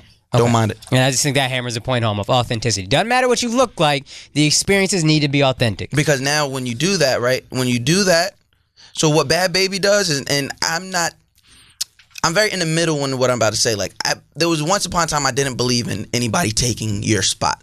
But then I really began to realize, like, as big as this industry is and as much as the internet helps, there's only but so many spots for somebody to be hot at a moment, right? Right. So what you do is, so what Bad Baby does is Bad Baby takes a spot on Atlantic that a real talented artist who is authentic to the craft should be taking up. Tekashi, another one, taking up a spot. Because now what you're doing is, especially when you don't care about the craft. So here's the thing. They both sell tickets. At the end of the day, capitalism. We want to be, we want to act. Well, they had a chance to build that. Sure. But so who's to say that artist that spot they're taking can't do that? Bad Baby didn't build it because of Atlantic, and neither did Tekashi, right? Like, these people built it themselves. Like, Bad Baby built it on Dr. Phil cursing her mom. Sure. You know what I mean? So, like, if you build it yourself, at the end of the day, we act like movie studios, we act like record labels, like they're this art house. They care about creativity. Oh, absolutely. They are not. a hedge fund. Yeah. And the commodity that they're trading is music. ain't oil or gold. That shit is music or movies. Yeah. So when they act like they're so woke and they're going to make this diverse movie, no, they just think diversity's popping. Yeah. And once they think that it's not, you know what they're going to put out? The conservative shit. Yeah. You know whose show just got picked up again? Roseanne's. Tim Allen, who had the other conservative show that was on TV that they cut. So it's like, once they see there's some dollars out there to be made, 100%. That's why I didn't get so excited about this. You know, people were calling like this Black Renaissance or new Black Renaissance when everybody was getting shows. Shout out to Kid Fury and Cheska Lee and everybody getting these TV shows. I'm like, that's because black culture's hitting right now. The minute they feel like they don't need it anymore, they're going to toss it to the side. Well, I think a really important thing that's happening right now is black people being like, yo, we have to support our own. Going to see Black Panther. I thought it was a good movie. I didn't think it was great. I want to see that shit 4 times. But that was super important. Not that it was a bad movie or whatever, but when these people realize black people support black people, they are very loyal to each other. They will give their dollars to each other. It's all money. We act like these dudes, the super, super rich dudes that we don't ever see, we act like they hate every minority, and they might. Right. But at the end of the day, they also want to stay powerful more than anything else. And the best way to do that is money. I think the most effective form of racism is the one that keeps the dollars coming in. The most effective racist knows how to pilfer and use whatever minority or whatever other race is going to make them money. Let's assume that they're effectively rich. Yeah. If racism keeps them rich, they'll use racism. Yes. Absolutely. Sexism keeps them rich, they'll use sexism. If open-mindedness keeps them rich, they'll be open-minded. They paying for that too. Right. So I think they're wealthy first and then do whatever the fuck They're works. wealthy first, social second. Their entire belief system is money. It's like the North, in like when you look at the history of America, you look at the North and the Right. South. They weren't- people go, yeah. "Oh my God, the North was so open-minded On the side of justice. They were on the side of justice. No, they were just trying to stick it to the fucking secession. No, you know what they were trying to do? Even before that, they just didn't have 12 months of fucking farming. Yeah. Right. You know what I'm saying? Like, And when also- you got and also, snow, like, yeah. when you got snow half the year, you don't got a farm to do, and now you got these people that work for you that can't farm for half the year. That doesn't make fiscal sense. So all of a sudden they start going, this is wrong. Right. This is mean. Right. It's just like us with foreign policy, right? It's like there are a lot of countries that treat women like shit, right? Yeah, absolutely. Like a lot of countries, but they don't got oil, so We don't that's really care to okay. save them. Right. You know what I mean? I never once heard American president go, "We need to go to this African country and stop them from chopping clits off the girls." Never once that happened because they don't got Genocide's oil happening. there. Genocide is happening in these countries. We don't say shit. They're making movies about it. I'm 100%. Do you know what I mean? Yeah. But if you got some oil, all of a sudden it's like, how could they dress women This like how that? much we're about our money? Rwanda had a genocide. Did we stop it? Nope. No. Did we make a movie about it? Sure that did. made $100 million? Whatever. Yup. Let's go. Sure did. I still want to stay at that hotel. Okay. What? What is wrong with your That shit is man? lit. Oh, That hotel's your lit, man bro. is crazy, Bro. yo. Dude, that's the shit, bro. No, it is. I never saw the movie. I don't know how good it is. I imagine It's moving as fuck. Is it? It's moving. I read the book Yeah. too. Yeah, I didn't read the book. The You movie. wrote the book? I read the book. Yo, I'm sorry, I'm blacker than you, Mouse. Jesus. Sorry. Those weren't my blacks. Oh. We drawing lines in the Wow, you're 20. You're No, 23 I and me don't got no Rwandan, no African. Hey, you're not listen. 100%. Listen, I'm American black. That is a different black. Okay. Why? Because they shipped don't- you over here? Yeah, they don't fuck with us like that. They come over here. They They never look. talked about it all. I mean, we talk about within the community. Everybody blames the buyers. Ain't nobody talking about the sellers. But drug dealers get 30 years and drug users don't get shit. You know what I mean? People come up. Black Drug people. users get 18 months. It goes Drug back to dealers what- get 18 It years. goes back to what Andrew said. Are you trying They to come say over white here- people Keep were that same addicted to energy. slavery? White people just fiending for slaves. I need another one. I need something's going on. It's like meth. Hey, They North, was- please stop it's like- saying something's going And on. Africa Like had the meth. best product, They fam. was cooking it and got under them fingernails and they was hooked. They was hooked. They was like, oh shit, the slavery shit we started, it feels good. Africa got the best product. Bro, okay. What we got right here? Oh, yeah, at the end. All right. At the end, That I was think me. we'll do That it. was me. Yeah, okay. At the end, remind me just to do the ads and shit. Okay, here's a conversation I want to have with you smart individuals while I have you here. My buddy just had a kid, and he's talking about, we have these conversations about raising it. You have 2 kids. Yeah. Do you spank your kids? Me personally, as a dad, no. Why not? I don't want to normalize men hitting women or like normalize that to them. Okay. Like, that's- growing up, not growing up. You gotta understand. Like, I got an 11-year-old, so I've been a dad for some time now. Yeah. So being 17 and still being a kid myself, I was still very much used to one form of discipline because I got spanked by my mom, my dad, my uncles at the barber shop. The whole barber shop used to get on me. So like physical discipline was never like cliche for me. Like when I would see kids getting in trouble for or see parents getting in trouble for hitting kids and stuff in school, I'd be like, that's regular. Like we know better than to say that shit. You feel what I'm saying? So, but as I started getting older and I started, reading more and started realizing that women do deal with things, I said, you know what? I'm not gonna be the one to put my hands on This is very on interesting. my daughters. Now if I had a son, fuck his ass up. But my daughters, I'll threaten the shit out of them and then like beg their mother to beat them. Like, yo, you have to pop them. You'll have your mom spank them. No, their mom. Sorry, their mom. Or spank. my mom, either but one. a female. This is really interesting. I want to get into the topic that I want to bring up, but like the idea that you don't want to normalize a man putting his hands on a woman is, wow, I never thought about it like that, because on some level, if a woman sees her dad hit her and then all of a sudden she has this guy hit her, it's like, well, that other guy that loved me and did it because he loved me and I needed to be disciplined. Yeah. that energy is kind of kept. It wasn't until I kept, and like I said, I didn't see it on more. I just kept hearing women when they would talk about abuse say that. My dad hit me. It is then shocking would go too how far, much. Yeah. And then it turned into now I'm getting abused in relationships. So I don't even want to play the line of is this too much? I'd much rather talk very stern. You want them to know that a man's hands should never be on, regardless. Never. Now, but you do believe in physical discipline at a certain age. I do. Okay. We were having this conversation. I was raised when maybe my parents slapped me a little bit or something like that, but they didn't really do it that much. Kind of new age. And there's a lot of parents that raise their kids without any. And I'm starting to think that not only should we do it, it's important because I think it reduces anxiety in a kid. I think when a kid is too young to where you can talk to him and threaten him with words he doesn't even understand, right? I think a lot of times when kids act out in any way, they're trying to find the boundaries of their life, right? When adults act out, when a teenager, for example, when you're out there, sticking people up, I'm sure on some level you were screaming for attention from your parents. Definitely. It was just like, hey, tell me what I can't do. Stop, right? And there's an anxiety that's associated I was with the oldest, and then, when the new ones come, you got to take care of them. You don't have attention, right? Exactly. There's a lot of kids go through this. I managed a restaurant. When I first got the job managing it, the boss of the restaurant made me fire someone. Wow. I go, why? And he goes, you have to understand.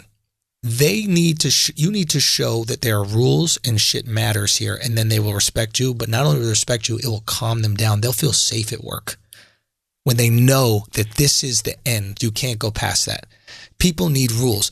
And I feel like, and we were trying to put something together, but maybe kids that weren't spanked, maybe this new age parenting is the reason why all these fucking hippie kids got this anxiety. They're freaking out. They're searching for purpose. They're searching for what can I get away with? Can I not? I'm taking shits on the street like this fucking video. You definitely didn't get whooped as a kid. But we say it, right? We say it joking around. Like this is a common phrase, at least in the city, but I'm sure we hear it all the time. Like when you see someone do something wild, what's the first reaction? He need to get his ass whooped. He need to get his ass whooped, or he ain't get whooped. Or he didn't get his ass whooped. Like when I see a kid bugging, all my life, forget being an adult, all my life growing up, if I seen a white kid act up in the store, what's the reaction? I'm like, he's not getting fucked up. How often do we look at these, and I don't want to pin it on just white guys, but those are the people that I'm thinking of, but how often do we see these clips of a white kid yelling at his fucking parents and fuck you mom, fuck you dad, it was a joke for comedians. You'd get your fucking teeth knocked out.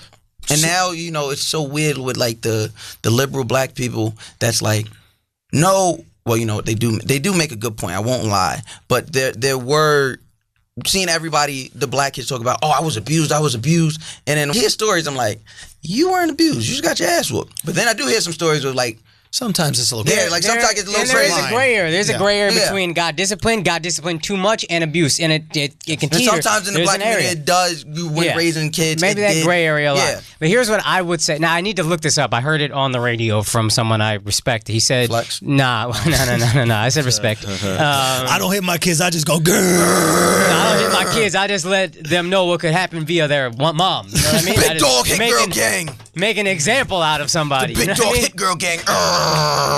Maybe that's what Flex was trying to do. The same thing you did at the restaurant was just, I need to let my kids know. Discipline. This could happen to anybody. If you think you could eat in this fucking 1964 Chevrolet, I'll show you something. Where's your mother?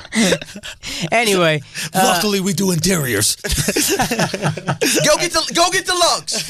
No, not those. The woman beating ones. Wait a minute, they make non-woman beating Lugz?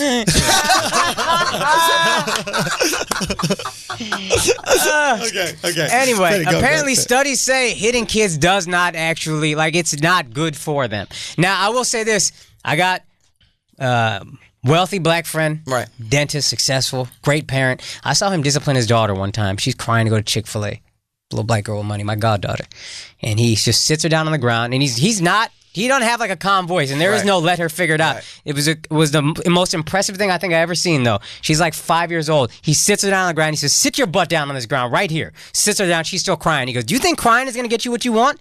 Do you think crying, acting like this, is going to make me want to take you to Chick-fil-A and give you what you want? And he just talks to her sternly, not yelling, but she's just like, no. And then she's like, then why are you crying? And she's like, I don't know. And he goes, if you stop crying, maybe something good will happen. But if you keep acting like this, you're not going to get what you want. Right. And she stopped crying. Right. And I was like, this is fucking incredible. If you could discipline a kid, I don't believe in no boundaries. But I think if you can discipline a kid without hitting, I used to be all about hitting. You grew up in the South. I should clarify. It has to be deserved. I don't want to hit my kids in every situation or anything like that. No. I think that it's effective before they know how to talk and listen. I think once they're like old enough, like popping the hand.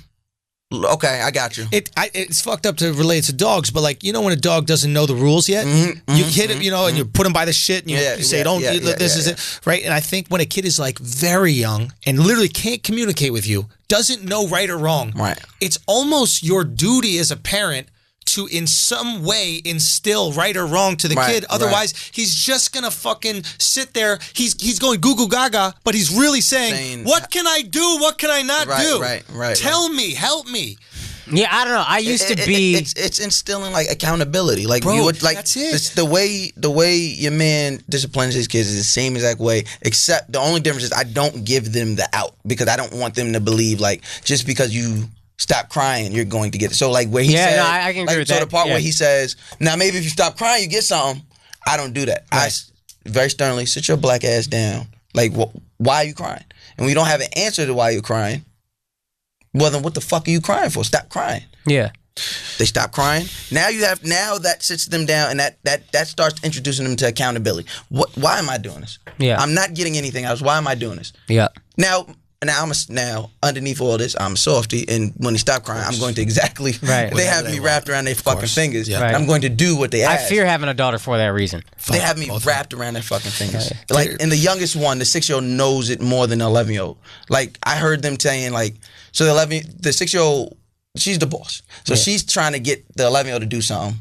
And she's like, no, daddy will do this. And the 6-year-old just like, they working against you? They're like, I'm sitting there listening. And she was like, daddy will get mad if. He was like, no, he won't.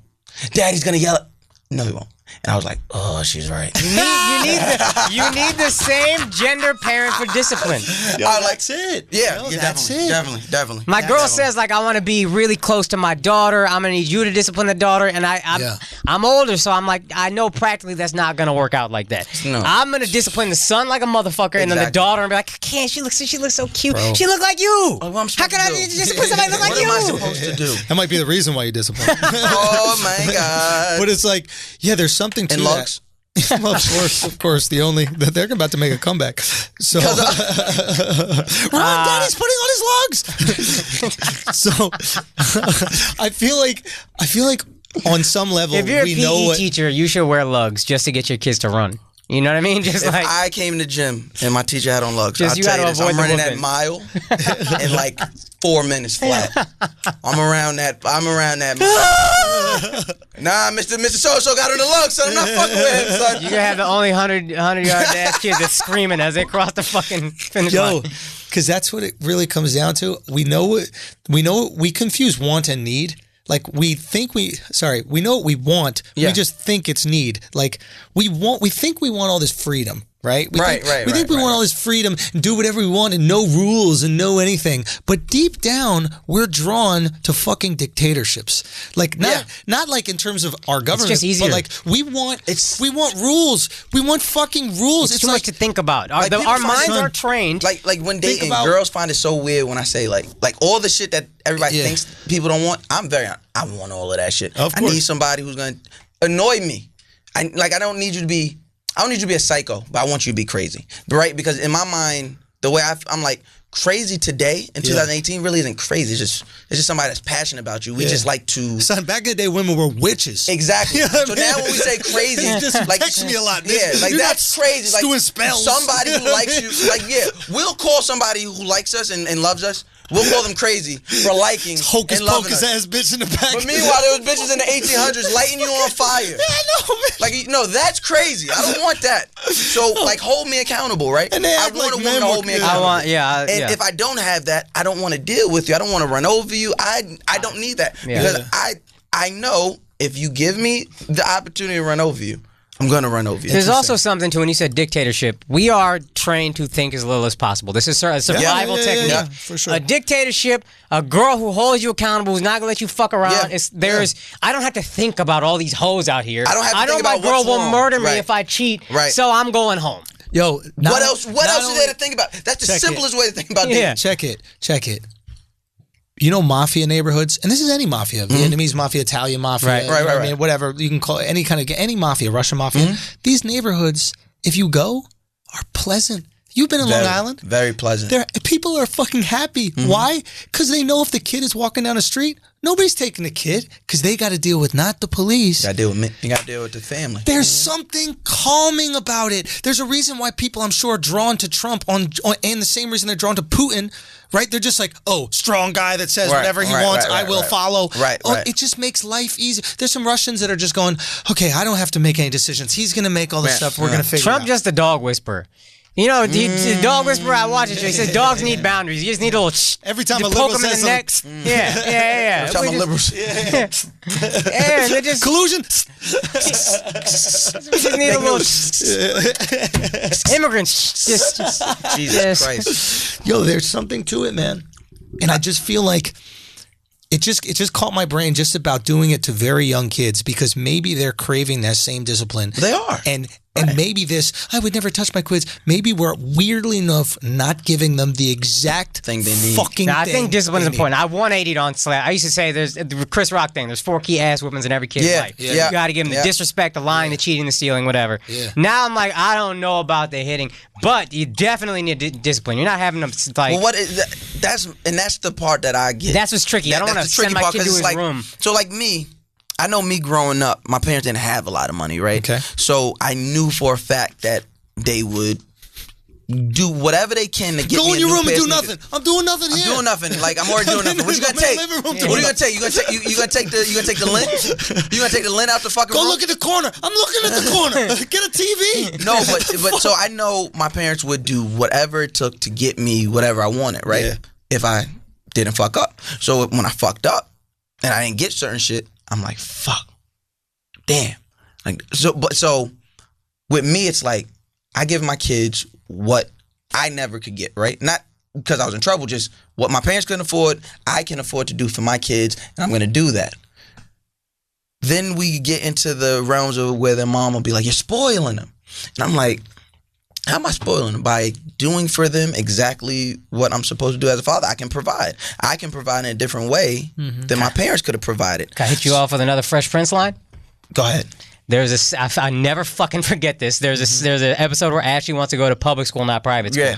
Parents freak out, and then Aunt Vivian, I don't remember if it was the light skin one or the dark skin one. Probably the dark skin. The light skin. High school Ashley is light skin. Okay, but she said something insightful, and that never really happened with light skin Aunt Vivian. Anyway, she said, sometimes I think we focus so hard on giving our kids what we didn't have, we forget to give them what we did. And what we did have was struggle. And what we did have was this. And all these things formed us in a certain way. Isn't struggle, but I feel like struggle is very specific. Maybe not struggle, but no, I get what you're getting everything you want, that's not good. You gotta not get some shit. I'm talking to my buddy about this exact thing. Because I'm like, they didn't ask to be here. No. That's the way I look at it. Mouse, it's not about making their life hard now. It's about preparing them for how hard life is. Correct. How do you instill the three of us, different versions of it, but the three of us all went through adversity and then it introduced us to who the fuck we really are. 100%. Right? First time you got in a fight, you found out how many punches you could take. That's a fact. Not the first, but one. You got dropped. No. One. And I was like, I'm never getting hit again. Exactly. I gotta get a gun. I gotta catch these motherfuckers before they catch me. But like, you know what I'm saying? Like, it's just one of those things where you find out, and the further you get pushed, if you don't break, you find out what you can take. And it's one of those things as parents, when we start to be, I'm not a parent yet, you are a parent, but like, we start to have a certain amount of success, the natural instinct is to give it to the kids. Right. But what do you need to give a kid more than Nintendo is life skills. So how do you balance wanting to spoil this thing you love more than anything in the world and wanting this person to succeed in the world? Yeah. I don't know.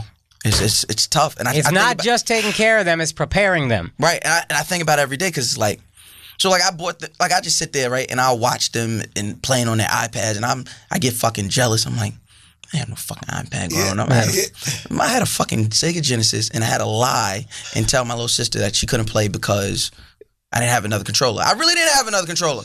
I wanted to have another one, but I only had this one controller. Or like growing up, Couldn't just give up the motherfucking controller every once in a while? Not for a girl. Girls don't play video games. That's crazy. that That's was a my waste. thought though. I was like, Unless it's why is a Mario girl Kart. playing Hey, video we're games? fucking waste. We're playing fucking Sonic. Get the fuck out of here. Yeah, first of all, the only reason women play Mario Kart is because they're equally bad at driving. Makes a great point. That's the only reason it makes That's sense. so It's funny. like, oh, I've that veered didn't off get the the laugh road. it deserved. Alex, where you at? I thought you'd be there on that. I was thinking about all the sleep he's not going to get. No, I was just thinking he's Andrew's talking about black women. Oh, no, never. That's why Alex not laughing. No black woman jokes for Alex. Oh man, he just zoned out. But you're saying. But Sega yeah, Genesis. so that I'm looking at them and I'm watching them play with these iPads at fucking 11 years old and 6 years old, and I'm like, they don't know, they don't even know. But then there's a part of me that's like, I don't want them to know. If that makes sense. Yes, you I wanna guess because protect them. You love them. Especially because I have girls. Yeah. Maybe if it was a boy, it'd be a little different. But with them, I'm like, I want these motherfuckers to know how to survive, but never have to call on those survival tactics. I do think it's not, I don't want to say sexism, but one thing that girls are ill-equipped for is we never tell them suck it up. Right. Well, we do. I think we do. Thank you, black women. We love you. I think you meant to say thank you, white women, but whatever. Suck it up. Shit, all of them. But Who's ever sucking? I'm But not. real I'm talk. I think I heard this somewhere else, but like if a little boy falls off his bicycle, Right. you'd be like, get up, keep riding. Right. You're all right. I remember I fell off my bike when Yeah. I was learning how to ride, and my uncle who taught me said, good. Now that you got hurt, you're going to learn. yeah. And I sure enough fucking learned. We never wanted to Once do I got that again. scraped up, learned. Little girl falls off her bike. Oh my God, are you okay? Let's go inside. Right. She's crying. We're done for the day. Don't worry That's about because it. We'll get we- back on the bike another day. We raise our sons and we protect our daughters. Yeah. Yes. So we no matter what color you are, your daughter, that is to me personally, that's the little version of your wife or your mate. So you're like, I'm gonna protect you, I'm gonna love you, you are of me. Yeah. With your son, you see him as a little you. Yeah.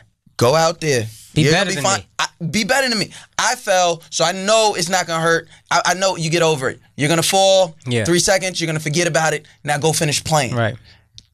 You don't ever want to see a daughter cry. No. Like I lose. Like I have to remember. Like I lose it sometimes. Like if they're crying, I'm like if I'm in another place of the house and I just hear them crying, I'm ready to go off. I don't even know what happened, but I'm ready to go off. What?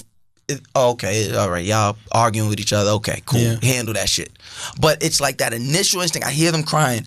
I'm ready to shut the world down. Yeah. So that's a very grandier way to look at it. But now you just filter it in and you just put it in every part of their lives. Are we protecting women so much?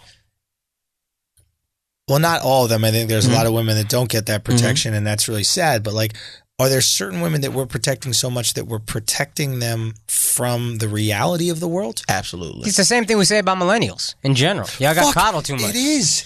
I got coddled too much. It is. And I think I've said this on this very podcast, but like my friend was whose parents are teachers told me that there was a stark difference between the way his parents, who were teachers, the way they taught when he was a kid and the way they teach now. Yeah. When we were kids and we fucked up, it don't matter what we did. The teacher called home and said he fucked up. Our parents said, "Hey, stop fucking up." And we would go, "The teacher doesn't like me." And our parents go, "I don't give a fuck. Teacher don't gotta like you. People in life not gonna like you. Figure it out." It was a little different. It was a little different. Maybe. A little different with black people. A little different. But now the immediate reaction is, "Hey, your kid fucked up." Well, what did my kid do? He goes, "Well, he was doing something fucked up in class." He goes, "Were you doing something fucked up in class?" "No." "Well, my kid said he wasn't doing something fucked up in class. You probably don't like my kid. Now I'm gonna get my kid removed out of your class." And we're teaching kids at a very young age that life bends to them. Right.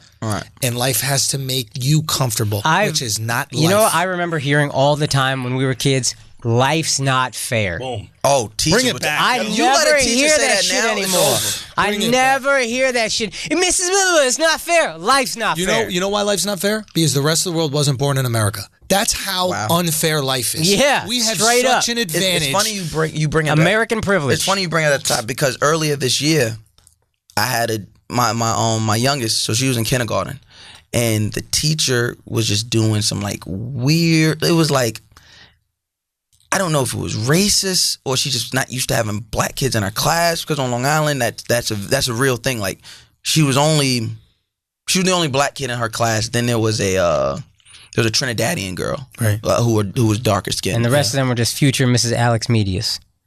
yes, absolutely, exactly who they were. So something happened where she didn't even listen to my daughter's side of the story. I think she got off the bus and she was supposed to go to get the lunch or her breakfast, and she didn't get it, or something happened. She didn't even listen to her. And I said, all right, that's all right. Madison told me, and I'm like, okay, I got you. I'll check it out, Sonny. I'll look into it. I told the mother, and her mother's like, what do you want to do? Because she always defers to me, because she's like, all right, I'm going to be done. But if you're ready to go off, you're ready to go. I'm like, that wasn't nothing. The kid, there was a little boy, his name was Liam. Liam was a dick from the first day I met Liam at the fucking orientation, because he was fucking spitting and shit. I'm like, this kid's a dick. Don't sit him across from my daughter. But I said, you know what? Exactly what you said. There's people you're gonna have to sit across, even a fucking spitter. Liam hit my daughter. And I said, I was at TRL at the time. I took the morning. I was like, I'm coming in late, whatever I gotta do, I don't care. I gotta go to this parent teacher meeting. I'm sitting there. Liam's parents are there, and then me and my kid's mother are there. So the teacher's talking, and the motherfucking father. So she tells him what happened, and the motherfucking father says, "Well, what did she do to make Liam hit her?" And I stopped everything, and I was doing my best to not be a nigga, but that's when I stopped everything. I said, "Here goes this thing." I'm not gonna say their last name. I said, "Here goes this thing. I don't care what she did, but the next time Liam puts his hands on her, I'm going to put my hands on you." And then the teacher jumps up and she's like, no, this is not how we teach kids to resolve problems. I said, well, good thing the kids ain't here. Because if they kid touch my kids again, he's going to have a problem, and then you are going to have a problem. So whatever you want to do, we can fix that. Yeah. But, and some said to me, I should take her out the class. I said, no, I'm going to leave her in. I'm going to leave her in the class because number one, I'm not going to have her look like she got ran up out of somewhere. That's number one. Sure. Number two, I really want to punch her down. So I was hoping that Liam had put his hands on her. I mean, also a perfectly good response to somebody like that in that classroom is to say there is nothing a woman can do to a man to make him hit her. Exactly. And maybe that's what you teach your son. That's the lesson you teach him. That's the... the playing the game way to handle it. What you did is probably more effective. Because Liam didn't even look at my daughter. That's what people don't want to acknowledge is that human beings react very well to violence. This is all, which might be some of our problem, but hey, it's our problem and solution, right? We could talk about all we want to do and marching and all these other opportunities. No form of action has ever been changed in America without war, violence, nothing. No matter how you look, civil war. What about civil rights? I think that there were civil rights that were gained through protest. Yeah, but violence still happened. My God, violence did happen. It was seeing the violence against black people that emblazoned this image, and they're like, and you still lost Martin, you still lost Malcolm. Interesting. I thought, that's why you won't see the larger change in civil rights, because there has not been that big response, that big violence. You've always had somebody saying, hey, no violence. Hey, let's be nonviolent, guys. We had Martin. When you had Malcolm, we probably could have got a lot done if everybody would have rallied behind Malcolm. But because you got Martin, and people can say, and people love to whitewash Martin. They love to say, he was so nonviolent. I always hear that. But I always hear about this, but I don't know. He was called a fucking communist. He was called a terrorist. Of course he was. And he was the nonviolent one. So imagine what they were saying about fucking Malcolm. Sure. If we would have all got behind Malcolm, and we would have started taking people out, you would have started seeing some violence towards the KKK members. You would start seeing violence against those white people being disrespectful. I think it changes. Here's the thing that I think was effective about Martin over Malcolm is, while Malcolm's philosophy might have galvanized black people behind him more effectively, Martin's philosophy galvanized white people around the cause more effectively. Absolutely. And scare them off. And I say that as somebody who's like a product of it. Like my father grew up in a very conservative family, completely switched to becoming like this real liberal because of Martin. Like we would literally on Martin Luther King's birthday, every year we listen to his I Have a Dream speech Right. as a family. Right. That's the effect of like, this is one of the things about protests is very interesting. We talk about it now, even with the flag and everything, is there's one thing about galvanizing your people, and there's another thing about galvanizing the people you want to change. Right. And But you're not galvanizing the people you want to change. well, You're what I'm saying is galvanizing. Martin did. That's what I'm saying. Right. You're not galvanizing the people that you want to change.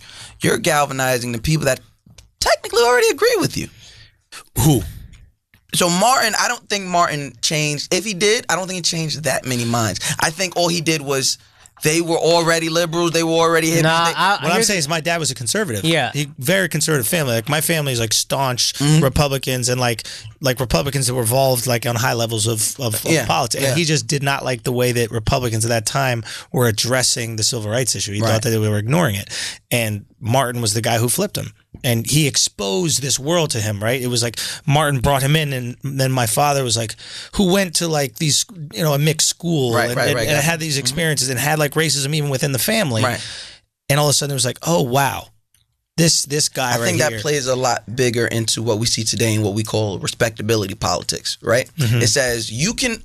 So we look at civil rights, and why are we protesting civil rights? Because black people are getting treated like shit. Right? It is indoctrinated law that says black people, you're 3/5 of the law. We can treat you like shit. You can't drink with us. Can't sit with us. We're all in agreement, right? We're saying black people treat like shit. You're telling them you can't be upset about it, and you can't react the way Malcolm would react because nobody's gonna listen to you. So you have to. This is where respectability politics plays. You have to be nice about it.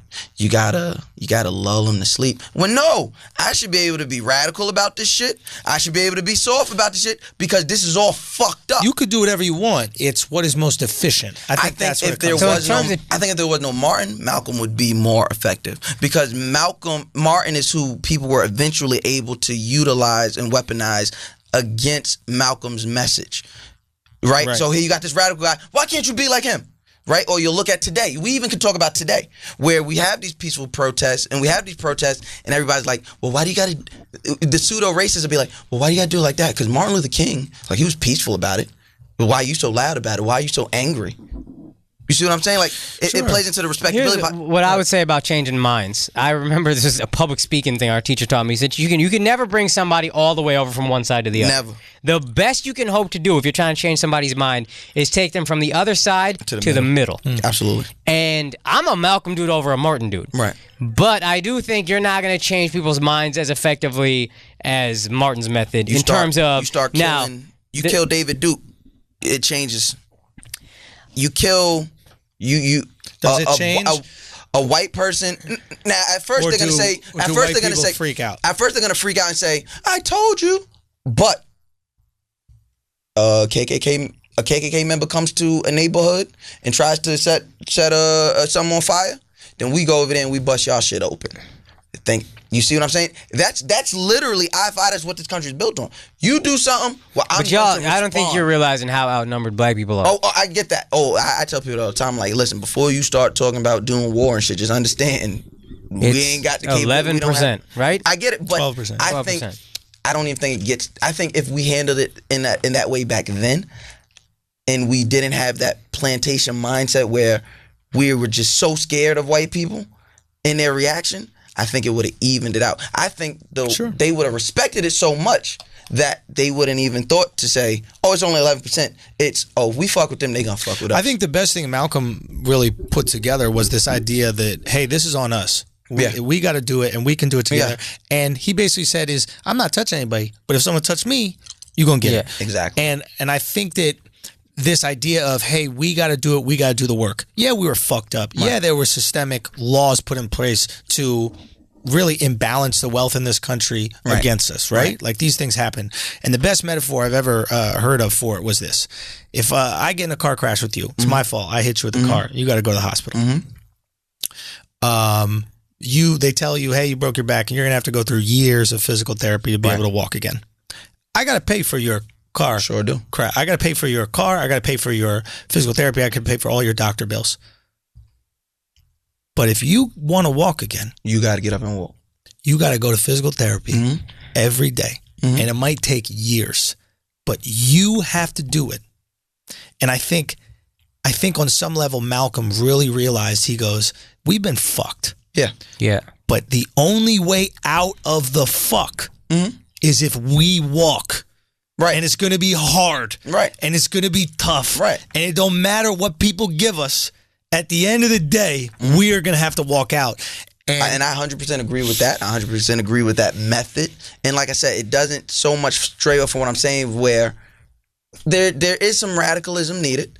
But like I said, you touch me, we're going to fuck you up. That's what it should have been. But when defend yourself. Right. But like I said, so when you have Martin on the other hand of that, they're Xavier and Magneto. It's like when you have Malcolm, when you have Martin on the other side of that, and they're like, yeah, we hate this one, but this one ain't gonna rile them up like this. I think they've always been riled up, and I think that is one of the biggest reasonings for racism. I think inherently people just really think about, like, yo, if they realize all the shit that we put them through and they really get together and want to do some shit, we'll be in some trouble. I think that keeps everybody in the same boat as, all right, we got to do something. We can't let them even the playing field. Because if we look at it, we could talk about self-motivation. We could talk about get up and get out and do the work. We talk about all that. I'll be honest with you. We don't have control over certain things, certain institutions, and we never will. I really honestly feel it, because I've spoken to some people who might be questionably, I don't want to call them racist, but they might have questionable things. I think what they're thinking is, I wish that everything was even so we could hear them shut up. That seems to be their sentiments, which is like, all right already. Well, like, I don't call that's them their reaction. Those all people right already. Yeah, those people aren't like, I don't want to say there's tiers of racism, but I know there are those levels. people. Yeah, there's levels to murder. There can be levels. Right. So I don't think those people are the overt racist people that want to see black people killed and be. But those are just the people that just, they're not KKK. They're the people that are protecting their privilege. They say, hey, I don't have no problem with black people. I got black friends. I love black people. Right. I watch Love and Hip Hop.